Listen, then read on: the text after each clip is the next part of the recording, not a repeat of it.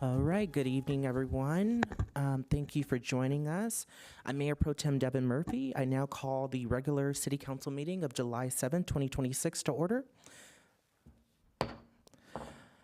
The first item on our agenda is also our Pledge of Allegiance. If you are willing and able, please stand for the pledge. I pledge allegiance to the flag of the United States of America and to the republic for which it stands, one nation, under God, indivisible, with liberty and justice for all. Thank you so much. Moving down to item number 2 of the agenda, we have the land acknowledgement, and I'll read that aloud. Before we begin, we would like to acknowledge the Ohlone people who are the traditional custodians of this land. We pay our respects to the Ohlone elders, past, present, and future, who call this place Ohlone land, the land that Pinole sits upon, their home. We are proud to continue their tradition of coming together and growing as a community. We thank the Ohlone community for their stewardship and support, and we look forward to strengthening our ties as we continue our relationship of mutual respect and understanding. And now we move on to item number 3 of the agenda, which is our roll call and city clerk's report. Madam City Clerk, please. Thank you. I'll note for the record that Mayor Tave is absent. Mayor Pro Tem Murphy. Here. I'll note for the record as well that Councilmember Sasai is absent. Councilmember Martinez-Rubin. Here. Councilmember Toms. Here. City Manager Kelly. Here. Thank you. City Attorney Kasher. Here. Deputy Clerk Stone. Here. Mayor and Council, the agenda was posted on Thursday, July 3rd at 3:05 p.m. with all legally required notices. Written comments were received in advance of the meeting. They were distributed to council and staff, posted on the city website, and made available at the back of the chambers for public viewing. Please note that for item 4A, our closed session, the agency representative will be City Manager Kelly, not Evans, as it appeared on the agenda. Does the council have any conflicts to report on our agenda items this evening? Seeing none, that concludes my report. Thank you. Thank you, Madam City Clerk. The next item on the agenda is our closed session. We will convene to a closed session for item 4A, which is a conference with labor negotiators pursuant to Government Code 54957.6. Agency designated representatives are City Manager Naomi Kelly, City Attorney Eric Kasher, Human Resources Director Stacey Shell, Finance Director Markeisha Guillory, and Gregory Ramirez from IEDA. The employee organizations are AFSCME Local 1, AFSCME Local 512, the Pinole Police Employees Association, and the Management Compensation Plan. Are there any are there any public comments on this item? There are no public comments. All right, fantastic. Then that means we will convene to our closed session, and we will reconvene to the open session at approximately 6:30. Thank you.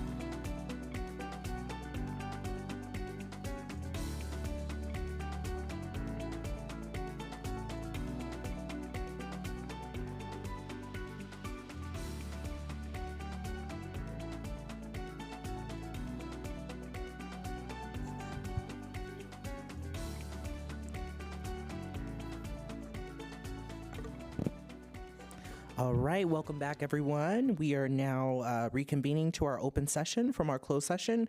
There was no reportable action from tonight's closed session, so we'll continue on with our agenda this evening.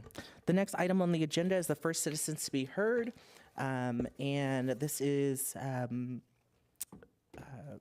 City Clerk, can you please read the instructions for citizens to be heard? Oh, the instructions, yes. Citizens may speak under any item not listed on the agenda. The time limit is 3 minutes and is subject to modification by the mayor. Individuals may not share or offer time to another speaker. Pursuant to provisions of the Brown Act, no action may be taken on a matter unless it is listed on the agenda, or unless certain emergency or special circumstances exist. The City Council may direct staff to investigate and/or schedule certain matters for consideration at a future council meeting. Please see the cover sheet of the agenda for instructions on how to submit comments. And we do have two speakers, William Horton and Debbie Long. Wonderful.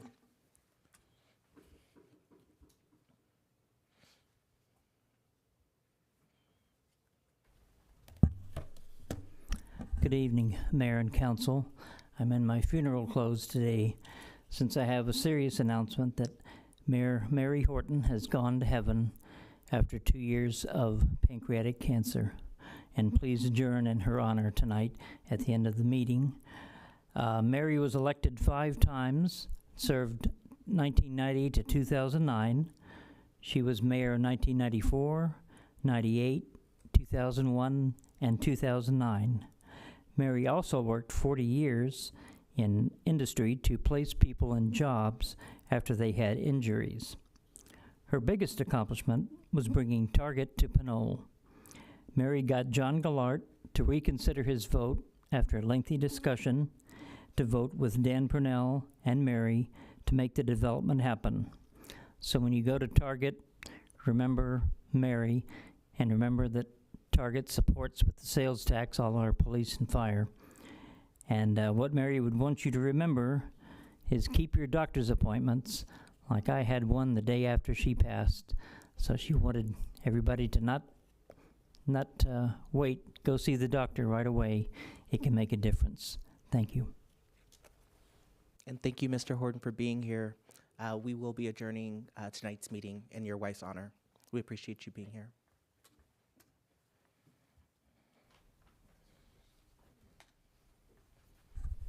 Good evening, Council. Tonight I am here to address an uncomfortable subject, and as Councilmember Sasai has stated previously, it is the elephant in the room. While I am not here to center on past comments regarding race by certain council members, I want to point out that I have been in attendance during Pinole when it was Pinole Against Hate Week, where an individual talked about white men being white supremacists, followed by Councilmember Sasai talking about the people in the audience being mostly white and the past leadership in the city of Pinole being mostly white. And if we didn't believe him, just look at the pictures on the walls at City Hall. These comments were unnecessary and racist and were not related to anything on the agenda other than to be divisive and embarrass those in attendance. Now on June 17th, during the lively discussion regarding the hiring of Naomi Kelly as our city manager, race was brought into play again by her friend. He congratulated the city of Pinole as being diverse and noted that Pinole was 1/3 white, 1/3 Latino, 1/3 Hispanic, and 1/10 black. He then looked at the audience and noted it was not representative of the diversity. The implication was clear. When council started the discussion, Councilmember Sasai brought up the elephant in the room comment and stated it was important as a community to acknowledge that part of diversity and equity and inclusion was recognizing being uncomfortable not knowing information and knowing perhaps that they were using some of their biases in their commentary. Once again, racial bias was being implied, and these types of comments only try to divide us. Not one of our speakers ever talked about race. It was about facts. However, previously he stated that our public comments were not factual. However, the facts what we all spoke were part of legal documents. We can all look at the same facts and come to different conclusions and opinions, and it doesn't negate that we were factual because you and the council have chosen a different conclusion. The big takeaway from Mr. Sasai's comments is that we are liars and racist simply because we came to different conclusions based upon the same facts that supposedly the council had. I would say Councilmember Sasai is displaying his own bias, as has been his past practice, and as that he practiced what he is preaching. He and others seem to jump to conclusions based upon the color of one's skin. He knows nothing about the families and relationships of us in the audience. He knows nothing about how divisive and how diverse and inclusive our lives are. I'd like to remind you all tonight, focus on the message that the public is sharing and not on the messenger. Don't forget that regardless of your fan base, you were elected to represent all of us. Lastly, it was stated by both council members Tom and Sasai that there was a 5-0 vote in closed session to hire Ms. Kelly. According to the Brown Act, under mandatory reporting, any action taken in a closed session that results in the appointment or employment of a public official must be publicly reported at the public official meeting during which the closed session was held. I don't remember any such action being reported out. I'd like to hear from the attorney on this. Thank you. Thank you. Are there any other public comments? That concludes public comment. All right. Thank you to our public commenters. We also have a citizen to be heard at the end of the meeting. The next item on the agenda is item number 7. Thank you, sir. Which is 7A, item number 7, reports and communications, which is, I'm so sorry. Item number 7 is our next item. 7A is the mayor's report. There is no mayor's report this evening. We're going to bring that to our city council member reports since we don't have any mayor and council appointments. And I'll start with the mayor pro tem report. Good evening, everyone. I wanted to take a moment to welcome everybody to the chambers and also reflect on Independence Day and what that day represents for our nation. This year, we marked the 250th anniversary of the founding of the United States, a remarkable milestone that invites both celebration and reflection. Independence Day is a time when we honor the ideals that shaped our nation: liberty, self-determination, equality, and the belief that government should serve the people. These principles have inspired generations and have helped define the ongoing American journey. But we also know that the story of freedom in America has always been complicated. As a Black American, I recognize that the promise of independence and liberty was not extended equally to everyone at our nation's founding. For enslaved Africans and their descendants, freedom was delayed through generations of struggle, sacrifice, and activism. Even after emancipation, our nation has continued to wrestle with the gap between the ideals we celebrate and the lived experience of many of our residents. That history does not diminish the importance of Independence Day. It reminds us of the responsibility that comes with it. Freedom is not something we simply inherit. It is something that each generation must protect, expand, and work to fulfill. The pursuit of a more perfect union requires us to continue asking difficult questions, listening to one another, and taking action to ensure that opportunity, dignity, and justice are available to all people. As we celebrate 250 years of our nation, we should also look ahead and ask ourselves, what will we do over the next 250 years to move closer to the full promise of liberation? How will we build communities where every person has the ability to thrive, participate, and feel that they truly belong? That happens at every level of government and in every community, including right here in Pinole. Our commitment to public service is part of that larger American story, the ongoing effort to create a nation that lives up to its ideals at the highest levels. And just really excited to, again, celebrate with our community, but also our larger community of the Bay Area, the 250th anniversary of Independence Day. Furthermore, I also wanted to say that today was a pleasure to welcome Congressman John Garamendi and his staff to West County as they highlighted the 21st Century Road to Housing Act. I've talked about this in previous communications report, but this is an important federal legislation that would provide additional resources to local communities to help address our housing challenges.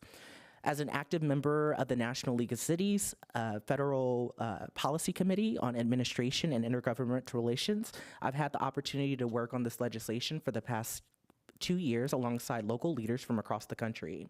I'm pleased that this bipartisan bill has now passed both the U.S. House of Representatives and the U.S. Senate and is now awaiting the president's signature. This is an important milestone for small cities like Pinole and reinforces why local leaders must continue advocating for our communities at the national level. I also wanted to recognize some positive news for our region. For those who don't know, the Port of Richmond has been awarded an $11.2 million federal grant to rehabilitate Berth 7, which is a critical cargo dock that supports regional trade and movement of imported vehicles and other goods. This investment will repair aging infrastructure, improve safety, and strengthen the port's long-term resilience. And while the project is located in Richmond, a strong and reliable port benefits the entire West County region, including Pinole, by supporting jobs, supply chains, local businesses, and our regional economy. It's a reminder that our investments in shared infrastructure create benefits that extend well beyond city boundaries.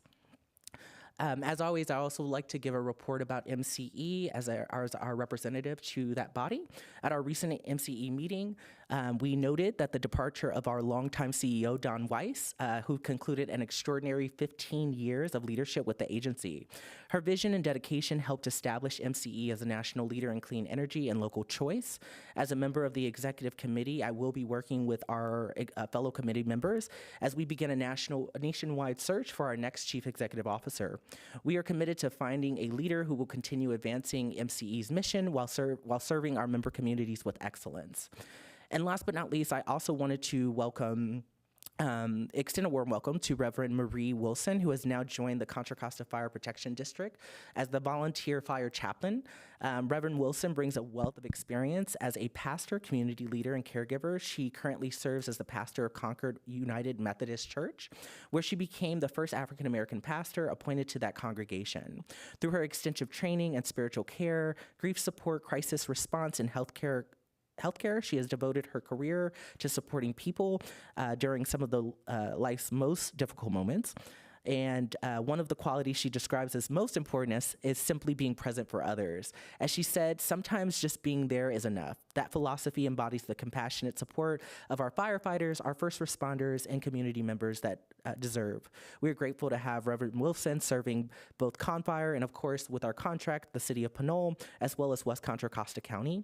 And I hope you all will join me in welcoming her. And while I did say that was last, of course, I also wanted to welcome again our new city manager, Naomi Kelly, to the dais and to the chambers. We are so glad to have you. Just wanted to welcome so many new folks, and it's going to be a great start to our new fiscal year. So thank you. Next, we'll go to Councilmember Martinez-Rubin. Thank you. Good afternoon or good evening, everyone, and I hope that you had a pleasant and safe 4th of July and honored the fact that fireworks are not legal in Contra Costa County and therefore not in Pinole either. Many reasons to celebrate, as well as many reasons to recognize that the celebration isn't always felt similarly among different individuals. And so one of the activities that's available to commemorate persons who served in our armed forces, and also who served in trying to provide the kinds of supplies necessary for fighting the wars that have been held over time, are events that are going to be held at Port Chicago. And I encourage you, if you bear with me, I'm scrolling through my phone to get information for you. Starting this weekend, there will be events held at the Oakland Museum, Oakland Museum of California. But as well, later in the month, you can join for free events that would honor and commemorate Port Chicago weekend, July 17th through 19th, for 3 days of remembrance, education, history, and community. For those of you who are not aware of the significance of Port Chicago, I encourage you to look that up and become even more informed about yet another group of individuals whose lives were taken in, again, related to the,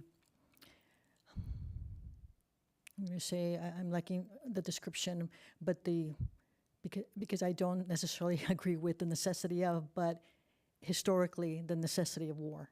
And so that's something that I want to share with you. And also letting people know that those of you who participated in the car show on Saturday the 28th here in Pinole, thank you for being here. I participated on behalf of the Pinole Historical Society. having a pop-up booth there, and notice once again how that kind of event is open to anyone that comes to Pinole and that has a history here as either a resident or a student, whether it's Pinole Valley High School or a nearby high schools, namely De Anza. There tends to be a friendly competition between alums of De Anza High School and Pinole Valley High School, which is kind of fun to hear about, as well as to listen to the kind of comments that participants, people who show their classic cars and others, the comments that they make about the value of such events and how they become an opportunity for reunions. That's kind of an important thing to them. That's all that I have for now, and happy summer. That's it for me. Thank you. Councilmember Toms. Yes, thank you. I wanted to also wish everybody, hope everybody had a good Independence Day weekend and was safe during that time. I also wanted to extend my thanks to the organizers, city staff that participated, and the spectators of the car show. It's one of the most important events that our downtown businesses experience all year. It's a tremendous time for the businesses and, for them to celebrate, and residents and visitors to Pinole to get to know the businesses here. I also wanted to recognize our law enforcement, both Pinole PD and Sheriff's Department personnel came out to bid farewell and good luck to 21 local Special Olympics athletes 2 weeks ago, and while they went to the Summer Games in Santa Clara County. So that was really special. They law enforcement does a lot to support Special Olympics, and it was really nice to have them visit them on the send-off. And that's the end of my report. Thank you. Thank you, Councilmember Toms. That brings us to the next item, 7D, which are council requests for future agenda items. Are there any requests for future agenda items? Councilmember Toms? Councilmember Martinez-Rubin. Thank you. No, but if I may just jump back, I did miss an important acknowledgement, and because I'm back on the dais after an absence or so, I want to welcome City Manager Kelly. We're actually serving together for the first time on the dais tonight. Look forward to your involvement with our community as well as collaboration with us as council members. Welcome. And if I can include a similar welcome, and thank you. I was able to take our city manager on a brief tour yesterday, showing her some of the highlights and trying to orient her on some of the public comments that she will be hearing in the coming year or so, and helping her get acclimated. Thank you. All right, thank you. Not seeing any council requests for future agenda items or hearing that, we'll go to 7E, which is our city manager report, and that brings us to our city manager. City Manager Kelly, please. Good evening, Mayor Pro Tem Murphy, Councilmember Toms, Councilmember Martinez-Rubin. I hope everyone enjoyed their 4th of July weekend. I'm excited to be here at my very first city council meeting. As you know, my first day was July 1st, and so this is day 4. And I think I told you my first 30 days will be listening and assessing in addition to preparing for 2 city council meetings. In addition to meetings with members of the city council, I've met with staff, I've met with the department heads, I'm starting to review the financials, labor agreements, and key contracts, and assessing organizational structure and service delivery.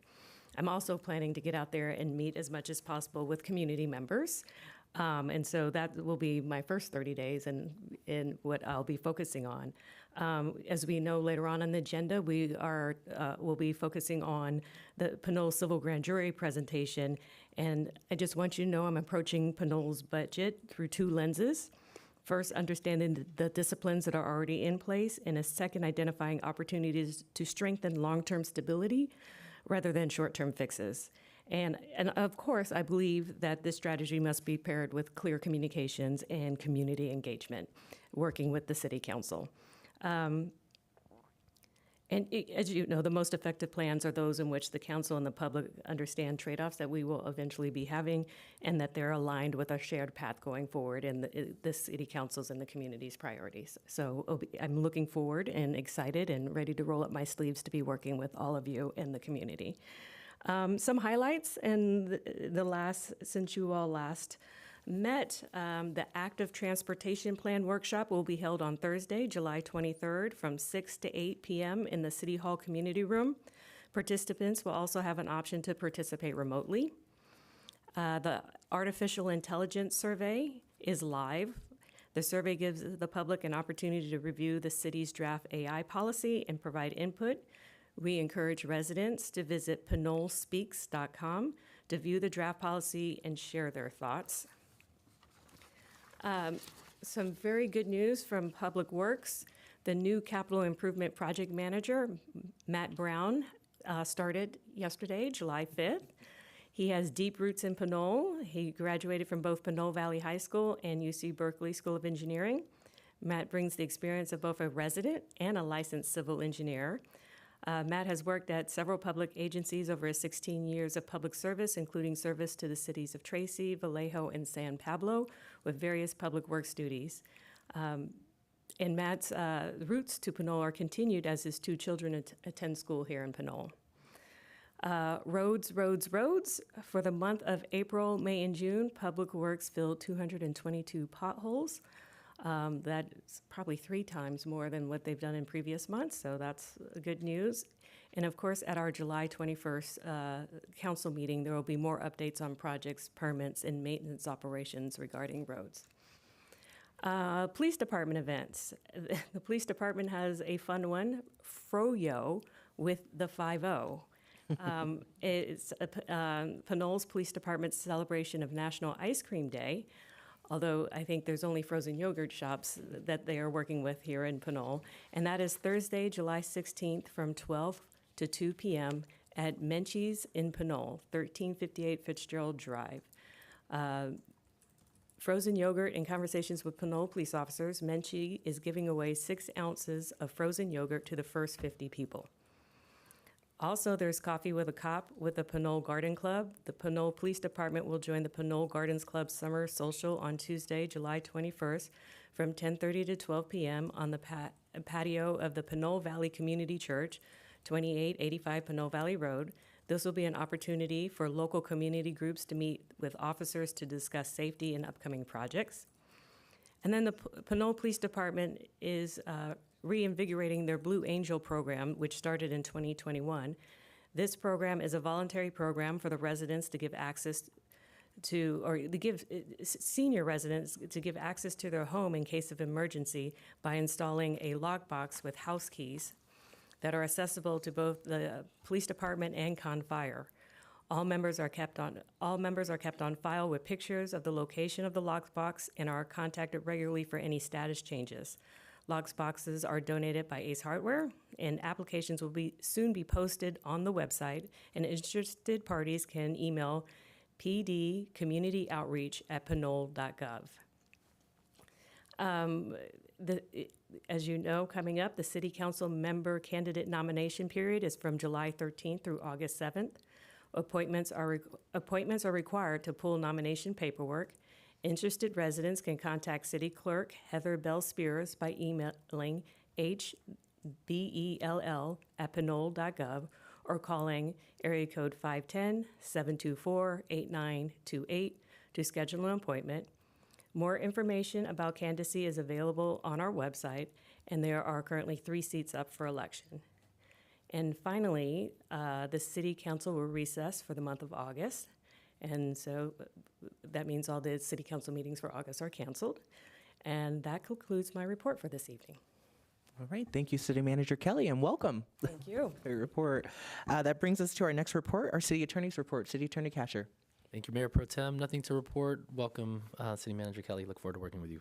All right. Thank you so much to the Attorney Casher. Just so I'm clear, I'll ask the City Clerk, do we have any public comments on any of the items under item number 7 before we go to item 8? No public comments. All right, thank you so much. That brings us to item number 8, which is our recognitions, presentations, and community events. We are going to start with proclamations this evening. And while we don't have recipients here tonight, we will be giving our proclamations out to recipients later this month. The first is the Independence Day proclamation, and that is, or was, excuse me, on July 4th, 2026. And I'll start the reading. Whereas Independence Day, July 4th, 2026, whereas 2.5 centuries ago, on July 4th, 1776, the Continental Congress declared that the 13 American colonies were no longer subject to the monarch of Great Britain and were united, free, and independent states.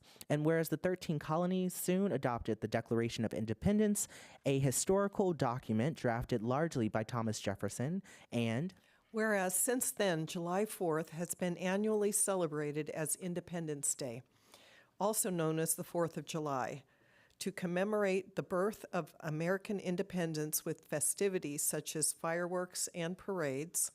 And whereas in 1870, the U.S. Congress made Independence Day a federal holiday, and this day continues to remain an important symbol of patriotism and political freedom. And Whereas on this day, individuals celebrate by displaying the American flag outside their homes or buildings, arranging fireworks often accompanied by patriotic music, and simply enjoying time with their families.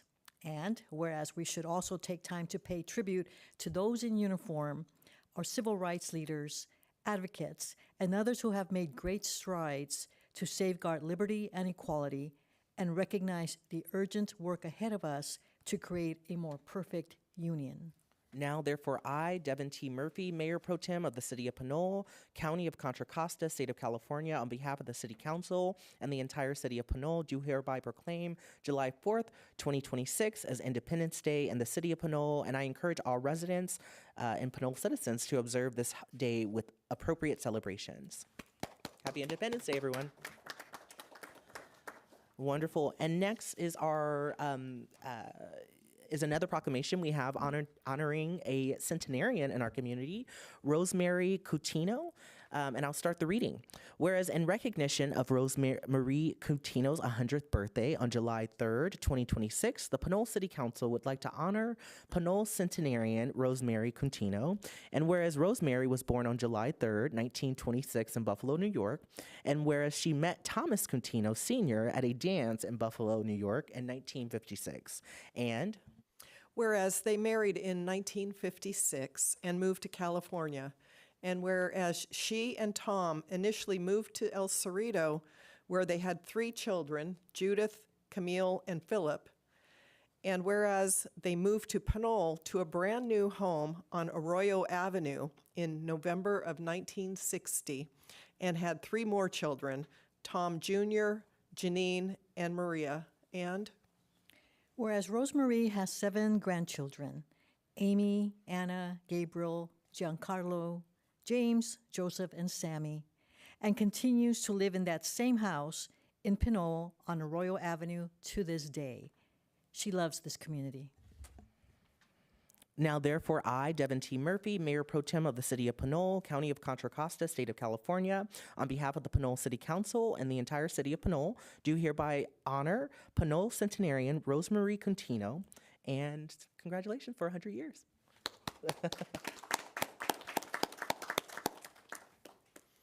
Great. Does any council members want to make a statement? Yes, Councilmember Toms. Yeah, thank you. I wanted to make a comment about Rosemary. Her husband, Tom, she and her husband, her whole family, were very involved in Pinole. She was mainly raising 6 kids, while Tom was an engineer and also served on the Pinole City Council and as mayor. None of that would have been possible without the support that he had of Rosemary at home with their family. So I'll be happy to present that to her this weekend. Wonderful. Thank you, Councilmember Toms. Councilmember Martinez-Rubin, any comments? Yes, to the Coutinho family, congratulations. Stay healthy, and I don't know, you've set a high bar. I'm not sure if I want to get to 100, but it's possible. We know this. And so congratulations again, and want to say many more years to come, if that is your wish. Stay healthy. And a simple plug for those of you, we do have a centenarian program. If you know anyone in our community who has reached 100 years of age, please reach out to our City Hall staff. We'd be happy. We would actually be really excited to honor them. So just again, thank you, Councilmember Toms, for your work and connecting to our community. And again, if anyone knows anyone out there who's reached 100, don't bring them to the club, bring them to the City Hall chambers. We'll be happy to honor them. And I know I moved pretty fast. I am getting the swing of things again, but I also wanted to with a little bit of honor, also acknowledge that Matt Brown, who is our new capital improvements program manager here. I know City Manager Kelly mentioned, but I just wanted to say, well, first of all, hello, welcome to the chambers. We are really excited to have you, as you are a Pinole resident, but also now a part of our community here in City Hall. So just wanted to no pressure if you don't want to make a statement, but just wanted to give you an opportunity to say hello to everyone and for us at the dais to say hello to you. And again, no pressure to speak, but we love folks who like to speak at the podium here.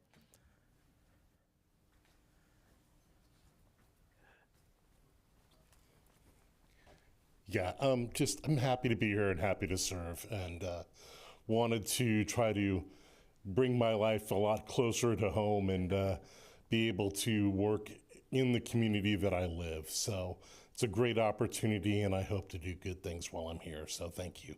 Wonderful. Welcome. Awesome. Thank you so much. And thank you. Next is the next item under item number 8, which is our presentations now. We're going to have 8B, which is the first HB1, excuse me, which is the first presentation. The Contra Costa County Civil Grand Jury Report number 2604, Pinole's Financial Future. And I'm going to give it back to staff for the presentation. City Manager Kelly.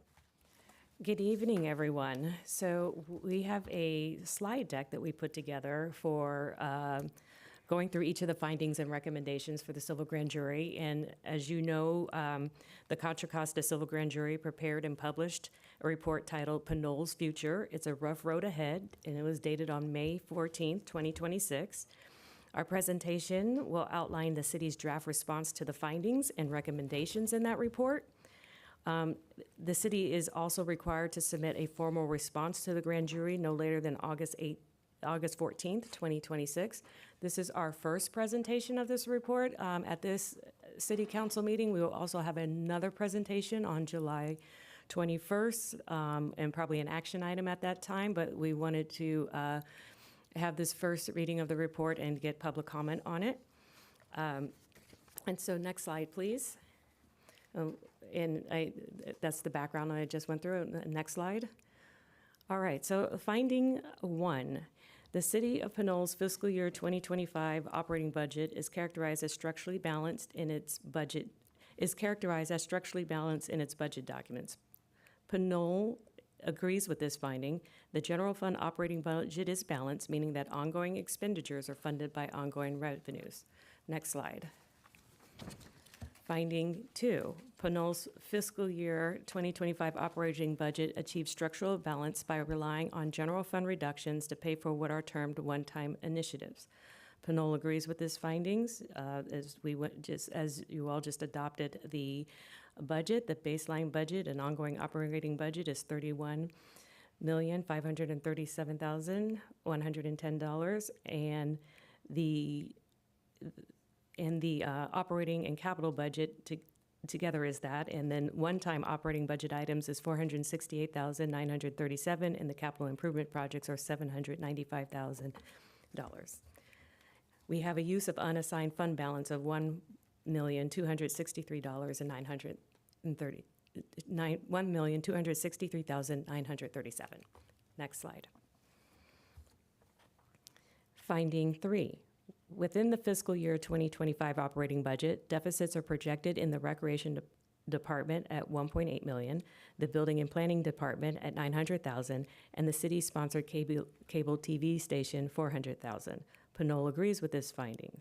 Transfer out include the transfer of funds from the general fund, Measure S, and Measure I funds to other funds, including road funds and recreation, Pinole Community Television, PCTV, and building and planning. The transfer helps to stabilize the budget in those areas as the operating costs are not fully recoverable. Finding 4. Pinole's finance staff projected that the annual operating budget deficits will increase, growing to a $5.6 million deficit in fiscal year 2029-2030. Pinole partially disagrees with this funding. Beginning in fiscal year 2026, the city has implemented an updated long-term financial forecast, the Yellow Brick Road, which incorporated significant expenditure cuts and other measures to achieve a balanced budget going forward. And the next few slides are the Yellow Brick Road presentations that you went through in the last couple of city council meetings. And you can turn to the next slide. All right, next slide, please. Finding 5, Pinole generated operating deficits due to expenditures exceeding revenues in the 4 of the 5 years prior to the fiscal year 2025 and 2026. Pinole agrees with this finding. Next slide. Finding 6, relying on reserves to pay for one-time expenditures for the most recent 3 budget cycles, 2023, 24 through 25, 26, Pinole has not complied with its financial policies. Pinole partially disagrees with this finding. Unassigned fund balance was on a pay-as-you-go basis for one-time initiatives and capital improvement projects instead of using debt financing. The city maintains a separate general reserve with a current balance of $7.8 million that complies with its general reserve policy, which requires it to maintain a balance equal to 25% of the total ongoing general fund expenditures. Finding number 7, Pinole has a total sales tax rate of 10.25%, among the highest of any city in Contra Costa County. Pinole agrees with this finding, and you can see where Pinole is compared to other cities in Contra Costa County. Finding number 8, in council meeting and workshops, Pinole's officials have acknowledged the difficulty of obtaining voter approval for additional tax measures. Pinole agrees with this finding. Finding number 9, Pinole's long-term financial forecast projects 10 years of operating deficits beginning in fiscal year 2026-27. Pinole partially disagrees with this finding. While the original forecast projected deficits over the 10-year period, the city has since implemented and updated the Yellow Brick Road budget, which reflects structurally balanced budgets with no deficits starting in fiscal year 2026-27. Finding number 10, the April 2024 Baker Tilly Strategic Financial Planning Report projects 20 years of operating deficits through fiscal year 2044 through 45. Pinole agrees with this finding. Finding 11, the Baker Tilly report emphasized a need for urgency in addressing ongoing deficit spending. Pinole agrees with this finding. Finding 12, Pinole's CalPERS unfunded pension liabilities have increased from $18 million in 2014 to $45 million in 2024, an increase of 150%. Pinole agrees with this finding. Next slide, please. Finding 13, Pinole's most recent reported CalPERS annual obligation from 2024 was $6.5 million. Pinole partially agrees with this finding. The current annual obligation is $6.2 million based on the annual valuation report with a measurement date of June 30th, 2024. Next slide, please. Finding 14, the CalPERS obligation is projected to increase by more than 10% in fiscal year 2026-27. Pinole agrees with this finding. The CalPERS the obligation will increase to 588. It increases 588,473, which is an 11% change. Finding 15, Pinole Section 115 Trust was funded in 2018 from proceeds from a one-time asset sale for $16.3 million to help offset the unfunded pension liability. Pinole agrees with this finding. Finding 16. Pinole staff projects its Section 115 trust will be exhausted by fiscal year 2030-31. Pinole partially disagrees with this funding. While the original forecast projected full depletion of the Section 115 trust by fiscal year 2030-31, the city has since implemented the updated Yellow Brick Road budget forecast. It reflects structurally balanced budgets and significantly reduces the use of trust funds, limiting withdrawals to amounts below the annual interest earnings. Finding 17. Pinole has an updated retiree healthcare liability, other post-employment benefits, or OPEB, of approximately $35 million. Pinole agrees with this finding. Next slide. Finding 18, the OPEB obligation has been funded as a pay-as-you-go basis with annual contributions from the general fund. Pinole agrees with this finding. Finding 19, Pinole's public roads are graded at 55 in the 2024 Metropolitan Transportation Commission Pavement Condition Index survey, indicating the roads are at risk and require extensive rehabilitation. Pinole agrees with this finding. Finding 20, Pinole staff has estimated $60 million funding gap for infrastructure capital improvements other than public roads over the next 10 years. Pinole agrees with this finding. As discussed in previous council meetings, there's an ongoing financial concern that we need to address in the next few years in order to keep current service levels. So we are happy that Matt Brown has joined us as our new CIP program director. There are additional infrastructure needs that need discussion of funding. These included, but are not limited to, $60 million of road rehabilitation needs and $60 million of additional infrastructure needs. Next item. Finding 21, Pinole staff has identified an additional $60 million funding gap for infrastructure capital other than public roads for the next 10 years. Pinole agrees with this finding. Finding 22, the Pinole staff told council in 2025 that the city does not have the necessary funding for these infrastructure capital improvements. Pinole agrees with this finding. Finding 23, Pinole's deferral of capital improvements will translate into higher costs, replacement versus repair in the future. Pinole agrees with this finding. Finding 24, through the fiscal year 25-26 budget cycle, the council had not publicly developed or discussed a comprehensive strategy for expenditure reduction or service adjustments to address projected structural budget deficits. Pinole agrees with this finding. Finding 25, an assessment of Pinole's overall fiscal health based on dashboards developed by the California Policy Center using standard financial measures rated Pinole among the lowest of all reported California cities from 2022 to 2024. Pinole agrees with this finding. Next slide. I wanted to stop on this slide for a minute. Yes, the overall risk is high, primarily due to pension and OPEB costs. The city has formed I want you to know the city has formed a coalition with members of the labor groups to evaluate options to reduce OPEB costs, and we will be coming back to you within this year with our findings and actions that we may be able to do to reduce those costs. The city, I want to point out, the city did receive A's and B's on certain things, and I think very important categories. The city received high ratings on its general fund reserves, debt burden, liquidity, revenue trends, and pension funding.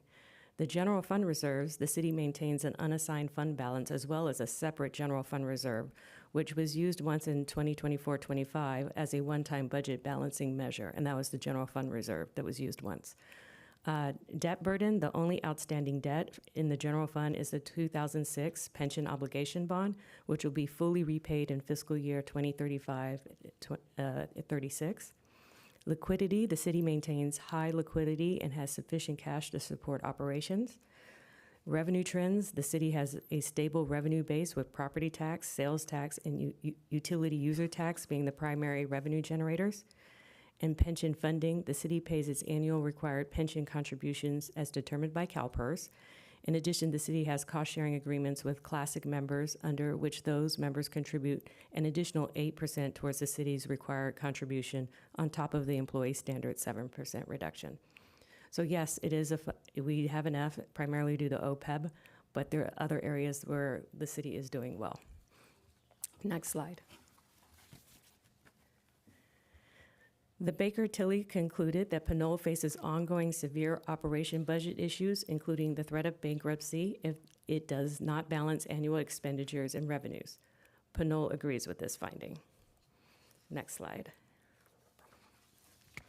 Recommendations. Recommendation number 1. When developing all future operating budgets, the council should comply with Pinole's fiscal and investment policies that require a structurally balanced annual budget. Pinole agrees with this finding. The recommendation has been implemented. See the fiscal year 2026-27 budget. Recommendation number 2. During all future budget development cycles, the council should consider direct staffing to prepare an operating budget that includes expenditure reductions so that expenditures match revenues in each budget cycle. Pinole agrees with this finding. The recommendation has been implemented. See fiscal year 2026-27 budget. Recommendation number 3, fiscal year 27-28. By fiscal year 27-28, the council should consider adopting a formal long-term financial plan that incorporates the level of expenditure reductions as outlined in the 2024 Baker-Tilly report. Pinole agrees with this finding. The recommendation has been partially implemented. See the fiscal year 2026-27 budget, which includes the Yellow Brick Road budget. The city will complete a comprehensive long-term financial planning strategy that will address OPEB obligations, information technology spending, and capital improvement funding options. Recommendation 4, by December 31st, 2026, the council should consider developing methods to engage Pinole residents regarding options to address ongoing fiscal challenge. Pinole agrees with this finding. The recommendation has not been implemented yet, but will be implemented in the future. The city will conduct quarterly financial subcommittee meetings going forward to engage residents. Recommendation number 5, by June 30th, 2027, the council should consider developing a plan to fund and reconstruct Pinole's public roads.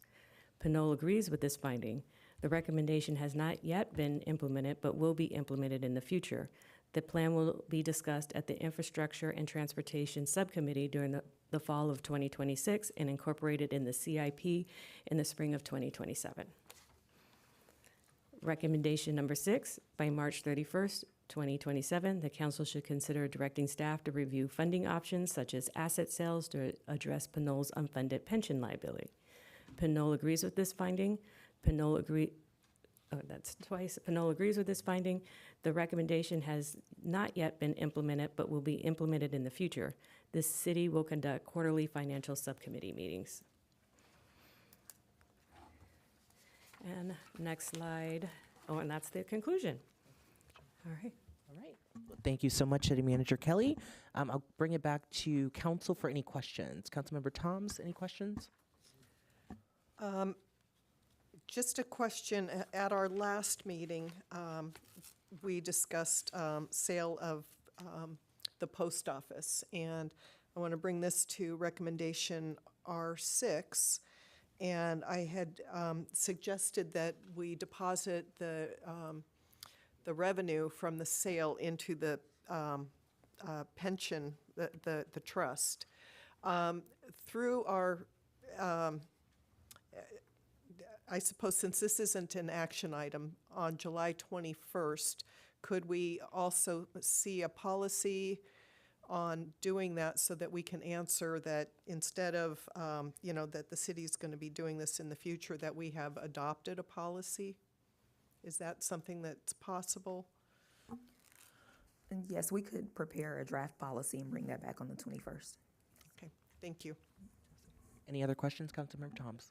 Councilmember Martinez-Rubin, any questions? No questions. All right, we'll bring it back to a public comment. Are there any public commenters on this item, City Clerk? Yes, thank you. Debbie Long.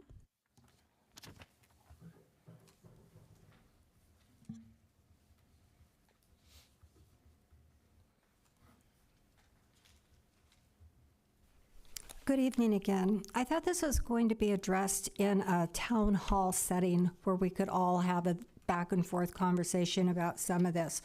So since I think it wasn't touched on too heavily, I want to address a few items that really bothered me in the report. And I might jump back and forth. But one of the things has to do with $2,000 for advertising, $10,000 for executive retreats, $350,000 for road repairs, referred to as non-reoccurring expenditures, are called council-directed special projects. And for 25-26, there were 16 of them. These special projects, all in, well, it was actually over 3 fiscal years, do not meet the substance of Pinole's financial policies definition of non-recurring expenditures. The fact that Pinole has used this fund tactic in 3 consecutive budgets does not adhere to the city's financial policies, which I think we find is a reoccurring theme. Pinole has been drawing down its general fund reserve balances each year to fund add-on council-directed special projects and other reoccurring expenditures.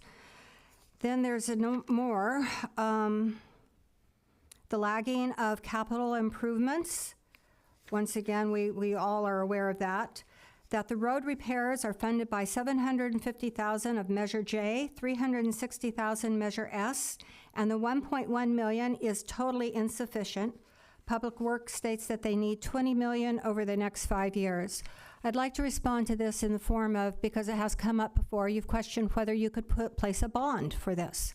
Wonder what your bond rating would be now that you're rated F.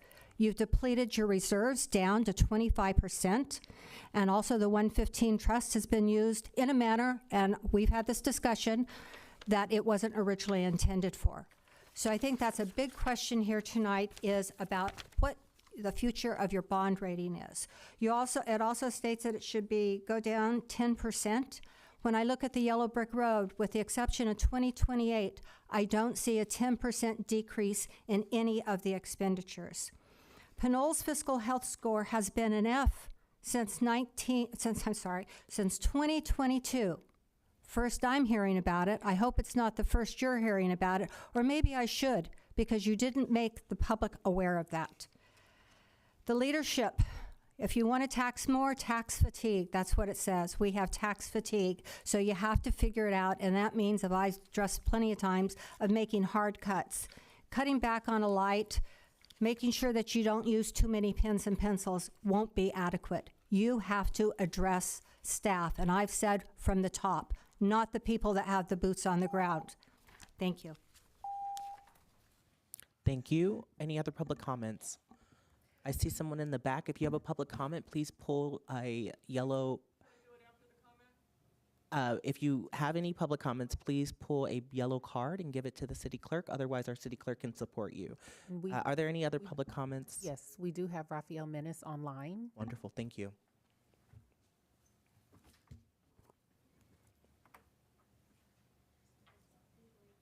Hello, can you hear me? Yes, go ahead. Great. So, hi, my name is Rafael Menace. I'm a resident of Pinole, and I just want to reiterate some of the things before the meeting. So let's see here. Mr. Menace, can you hear us? I can hear you. Can you hear me? Yep, please go along. Yes. So, first off, there were several items that showed up on the council-directed special projects category several times in the 23-24 budget, the 24-25 budget, the 25-26 budget. Is that all because the funds were just not actually spent until it was rolled forward year over year, and it's still effectively a one-time expenditure? Or were there cases where the funds were spent and then it was reassigned the next year for the same task? Because I think the grand jury might have thought it was the latter, and that might be why they're calling it recurring. And also, if we're considering the 115 Trust as a one-time revenue source from the point we started drawing down the principal, which the city saw as early as fiscal year 22-23, and you can see that in the long-term financial plan for that year on page 14. Does the same thing with the operating budget for those years. So from FY 22-23 through FY 25-26, actually structurally balanced. And I recognize that due to the yellow brick road changes, the city should no longer be drawing down the 115 Trust principal, but it did in prior years. And that's my comment on this item. Thank you. Thank you. I'll take our public comment here, if that's okay. Yes, thank you. Sheila Grist. Thank you.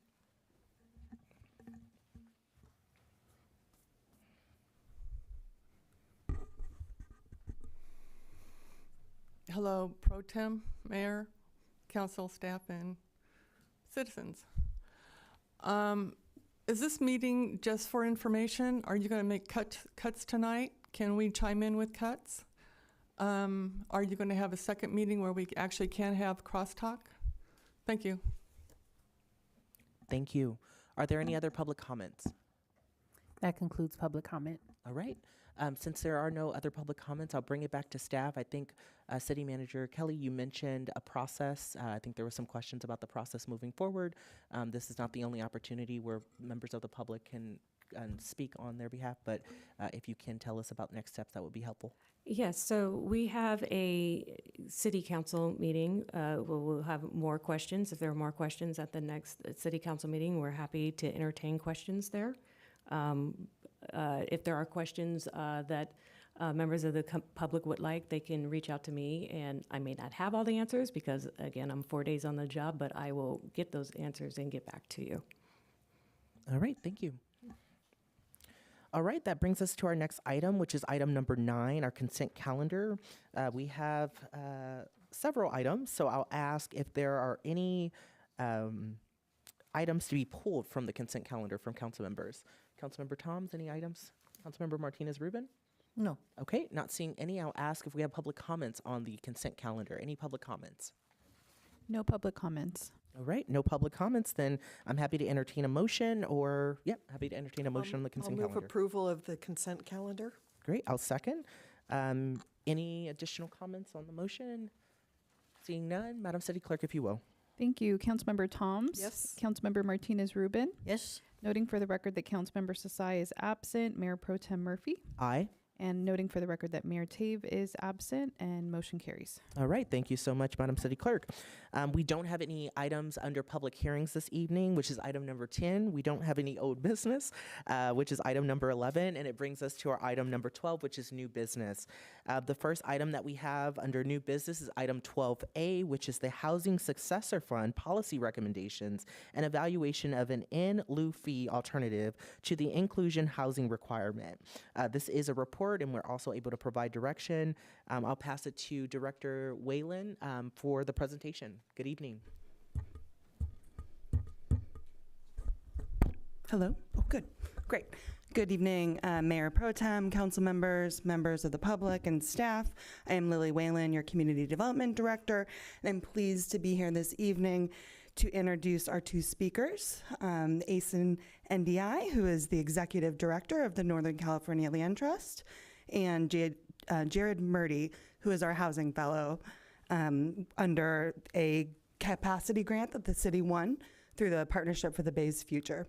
And they are here to present an update on one of the 3 projects that Jared is working on behalf of the city and our 2 community partners. And I'll let them take it away. Okay, yeah. Lily, thank you so much for the introduction. Great to see you all. If we can bring up the slides, we can go ahead and get started. But yeah, as she mentioned, I'm a Housing Policy Fellow through the Partnership for the Bay's Future program. I've been with the city for about 1.5 years now, and I'm really excited to make some progress on this policy initiative that ASIN with Northern California Land Trust has been helping us with. ASIN, do you want to show some introduction? Yeah, so as Lily mentioned, my name is Asen Ndiaye. I'm the executive director of the Northern California Land Trust. We're California's oldest and until very recently are the largest land trust in the Bay Area. And we're the community partner for the Partnership for the Bay's Future project. And we worked with Jared and with Lily to help come up with some ideas for our housing strategy. Yeah, so first, I just wanted to briefly apologize and give some warning. There's a lot that we're covering in this, so apologies if it feels rushed. I'm more than happy to answer any questions we have as we go through. Next slide. So this is just the brief. Staff recommends City Council receive an introductory report to this Housing Successor Fund Policy Guidebook, as well as an evaluation of an in-lieu fee. We'll discuss what those are for anybody that it would benefit.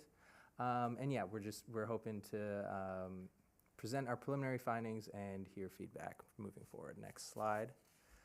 So we'll start with some background, discuss the collaborations we've done so far, the community engagement that's gone on, some of the contexts that have informed the guidebook directions we've gone. Then we'll look at some of the explicit policies and programs that we're hoping to demonstrate, then move on to a rough timeline, and then open it up for added input. Next slide. So just for some background, the Housing Asset Fund comes from redevelopment agencies, which were established in 1945 after World War II to help local governments eliminate blight through development. This was also an incredible source for creating affordable housing over the years. Through the mayor, I'm so sorry to interrupt, but can you bring the microphone a little bit closer so folks at home can hear you? Yeah, sure. Sorry. Thank you Is that so better? much. Thank you, Madam City Clerk. Get nice and comfy. As I was saying, yeah, huge source for our housing. Back in the day, these were dissolved statewide in 2012 due to concerns of funding misuse. Many a fun story can be derived from that timeline.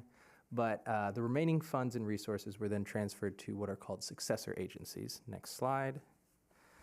So these were established to manage the existing projects and wind down the redevelopment agency's functions. Community Development Department acts as the City of Pinole's successor agency, managing existing properties and stewarding the disbursement of the remaining resources, as well as overseeing some loans that are left out with affordable housing. But in those resources exists this Housing Asset Fund that this policy guidebook is dictating the use of. Next slide. So the last piece of background is, one more piece. The Housing Asset Fund has limited eligible uses. One is administrative costs, so this is just the cost to administer and oversee the loan products and whatever other programs exist. Another is homelessness prevention and rapid rehousing services, which we have excitedly recently started using in the past year or two. And the last and most broadly applicable is affordable housing development, assisting households earning up to 80% of the area median income. Next slide. And so this guidebook, in order to design to help the city effectively use these funds, was an initiative that came out of the city's housing element. The housing element is a state-mandated housing plan incorporated into the general plan. It sets forth the overall objectives in the form of goals, policies, and programs.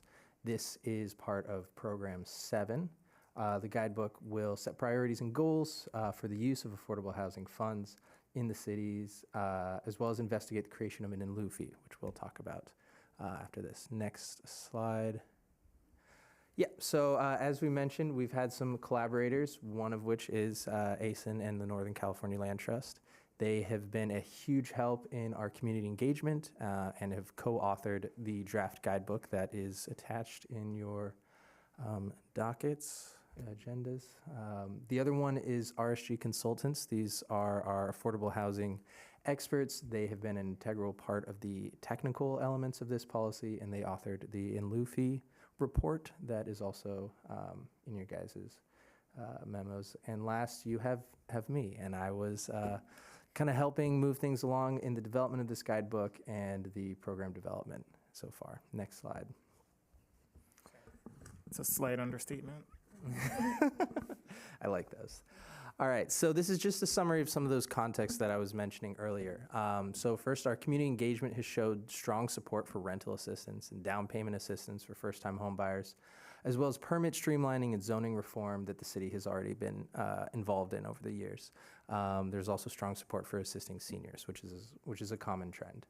As we've done in-person surveys, respondents have identified, especially in those contexts, to increasing housing costs and lack of housing options and difficulty getting repairs, both as renters and owners, as personal housing obstacles that they've experienced. Some of the other contexts are around our kind of more macro approaches to housing. The city is more or less on track to meet some of its RENA obligations, which we can discuss what those mean later on.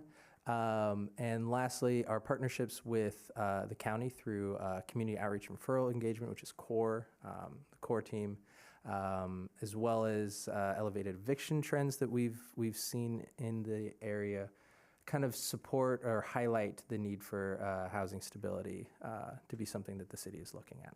Next slide.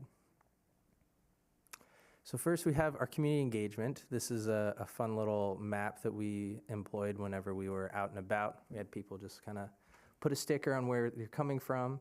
What's great though is if you go to the next slide, you can see relatively well that we kind of managed to kind of pull people where we really wanted to hear from people.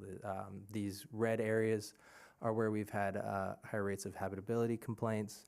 This purple area is where we see higher rates of evictions and sheriff lockouts.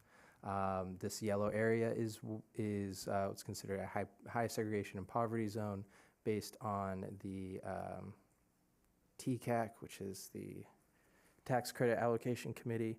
They kind of assess kind of zones within the state. And so it was kind of helpful to see that we were able to actually connect with people where there were some really targeted areas that we should be talking to folks. Next slide. So yeah, we've done a few pieces of engagement, and Asen, feel free to add in here.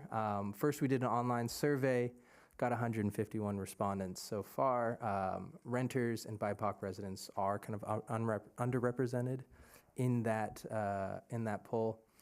We also did some housing input sessions. We hosted 2 events in May. Attendance was pretty minimal, but there was strong support for the work we were doing and the programs we were exploring. We've also begun and hope to continue to engage kind of strategically at existing community events, so things like the Pride and Juneteenth celebration we were at. It was great to see a couple of the council members there showing their support. These kind of in-person sessions, we tend to see stronger support for tenant protections and other programs of the like.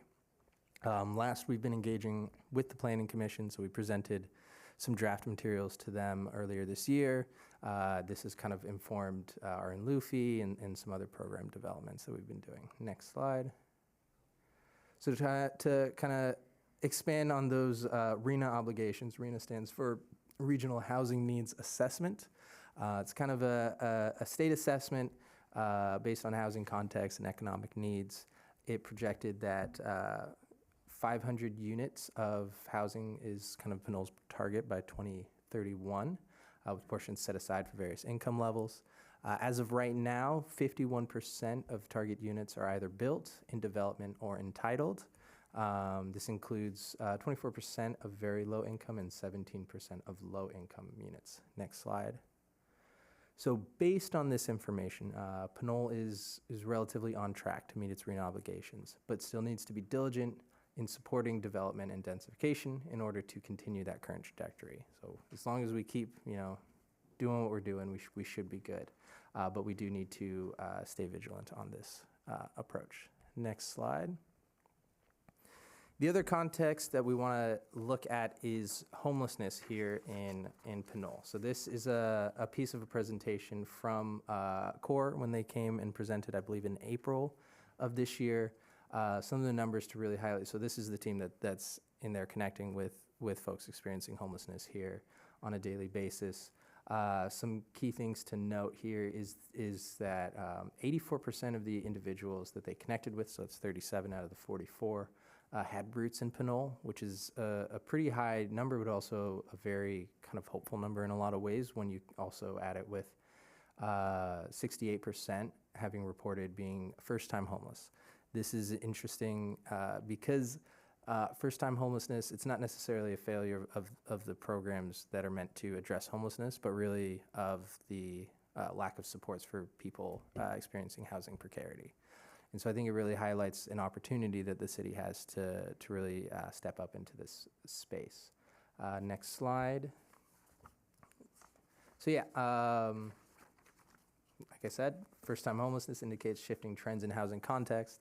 There's a term amongst providers of homelessness is stickiness. Essentially, the repeat occurrences, the harder it is to exit back into stable housing. And so it's really important to engage folks in that context. Collaborations with CORE and the county programs likely adequately manage the current unhoused population.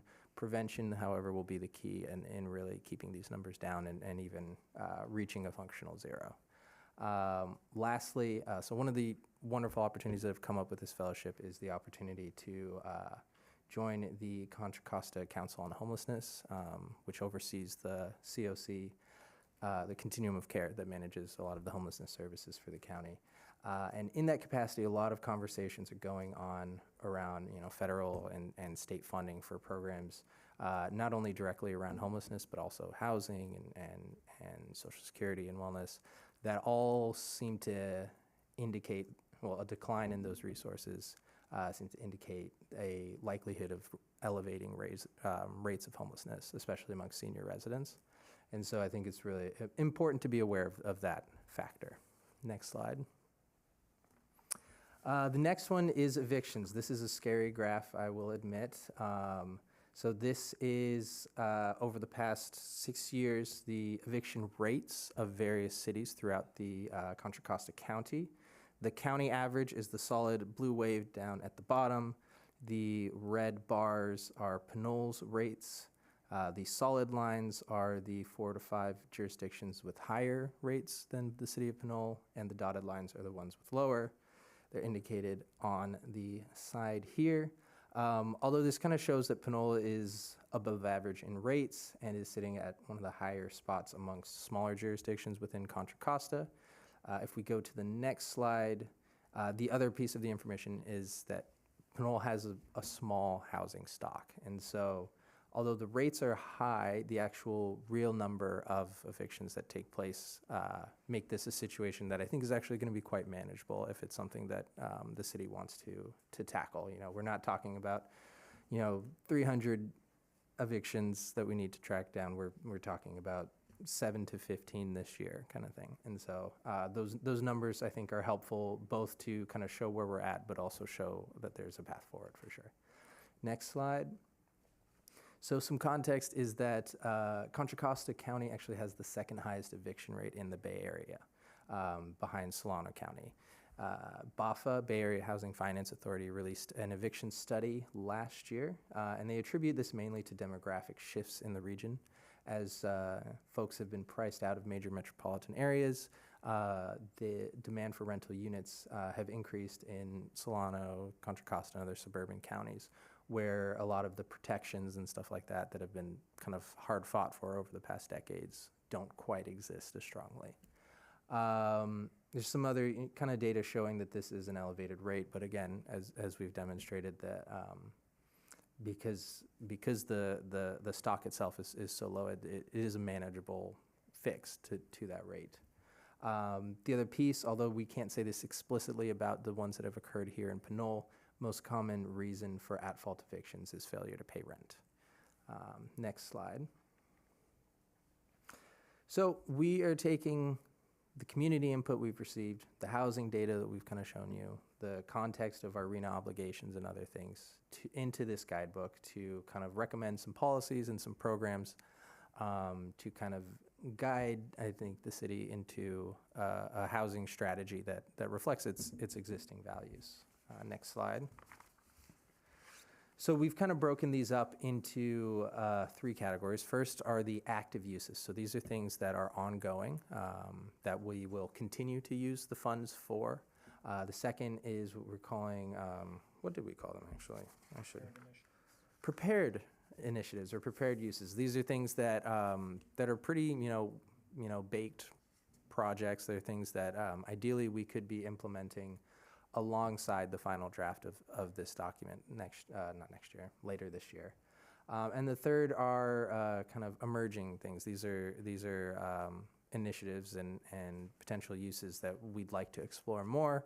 That's where we'd really love council input about what's worth pursuing or any considerations we should incorporate into those areas. Well, all these areas, but especially those. So briefly, as mentioned, one of the uses of the fund is that contract we have with RSG Consultants. That's part of that administrative cost piece. They've been integral in not only this report, but also managing income restricted units, preparing the Housing Successor Agency annual report, and just honestly, they've been super helpful. The other pieces, as we mentioned, CORE, which is the Contra Costa County's outreach and rapid response teams for homelessness. This is a contract that we just renewed and is funded through the Housing Asset Fund under the eligible use of preventing homelessness and rapid rehousing. Another one is a housing intern that we will be having over the summer. A portion of that will come from the Housing Asset Fund to support community engagement, program management, and facilitate some fair housing trainings. Next slide. A few more we have is the Home Match program. This is through Front Porch Community Services. They connect community members seeking housing with older homeowners who want some roommates. It's a pretty great system, and they provide a lot of support for those older residents as well, alongside providing them with folks who can help out and all of that. The other piece is those fair housing trainings that we mentioned, and CLT are on board to help support the development of those, and that'll kind of amount to some trainings, and will just be a great resource to direct folks to as well. Last, we have affordable housing, which is kind of a big chunk of what this fund is for. The city oversees several real properties as well as some long-term loans. The details of that is broken down more in the report that you guys have. Next slide. So the in lieu fee, this is one of the more explicit goals of the guidebook as directed through the housing element. The purpose of an in lieu fee is essentially to provide property developers an option to navigate outside of the city's affordable housing requirement. So the city requires that 15% of any units in a 4-unit or larger property development be sold affordably, with 40% of those affordable units going to be deeply affordable units. This is a great policy in place, but a lot of cities have created in lieu fees for contexts where that is not feasible, or where that really hinders development. So based on that, and especially on an interest in making access for smaller developments and stuff like that, the city commissioned a report on the feasibility of an in lieu fee and what it could look like here. So next slide. There we go. Yes, so RSG made a report. They found that the maximum feasible fee would be $25 per square foot for ownership style housing and $49 per square foot for rental style housing. And even at the highest fee levels, the revenues generated by this in lieu fee model would not adequately fund the cost of developing separate affordable housing units. So to make it a very simple math equation, if we had a 10-unit property with 10,000 square feet, they would have, the inclusionary policy would mean that 2 of those units would have to be sold affordably. If we were to use this model, that would create $490,000, which is a chunk of money, but is not even half of what would be required to build those affordable units. And so based on these findings, city staff don't recommend pursuing an in lieu fee for these larger developments, because I think, the most effective way is to continue to enforce the existing in lieu fee. Next slide. So in lieu fees are often employed when a municipality is either behind on its RENA obligations and just needing to develop housing, or is a larger jurisdiction, a city that can have maybe hundreds or even thousands of properties contributing to this fund.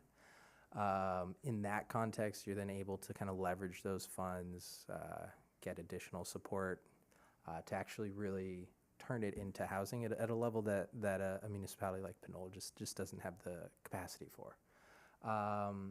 So based on the fact that it is unlikely that an in lieu fee will help Pinole reach its RENA, or will be necessary in reaching our RENA targets, we don't recommend moving forward with one for large developments.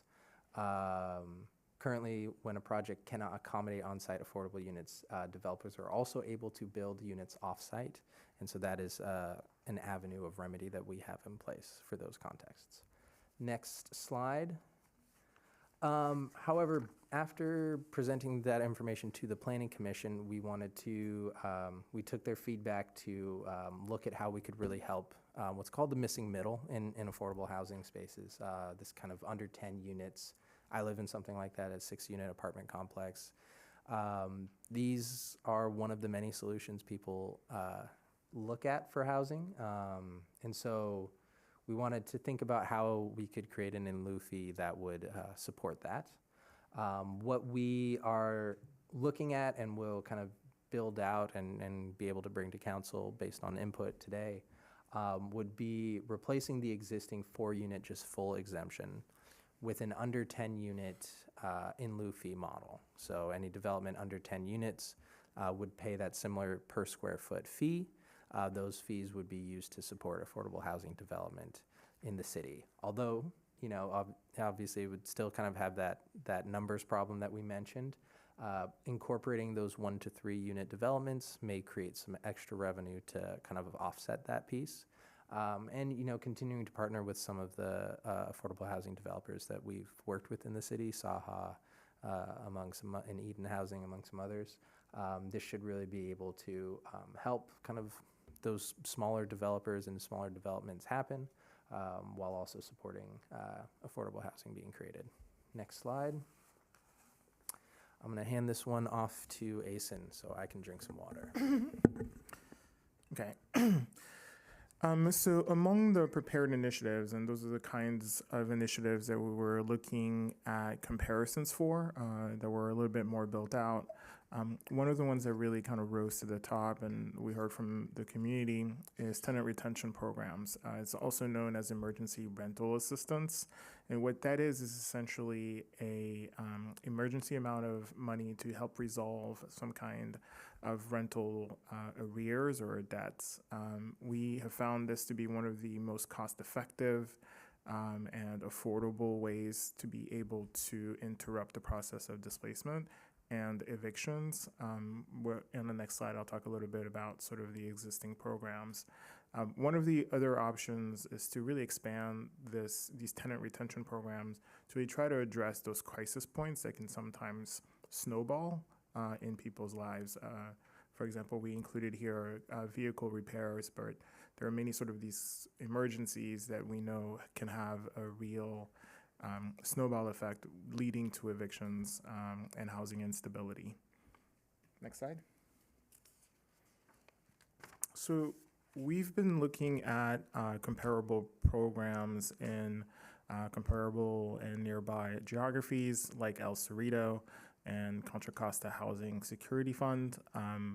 Based on what we can see is the current trend in housing evictions in the city of Pinole, we recommend an annual set aside of about $25,000 with, obviously flexibility on the amounts of each individual awards. But we believe that if we were able to to put together a contribution of $25,000, I think it would address the need for addressing evictions in Pinole.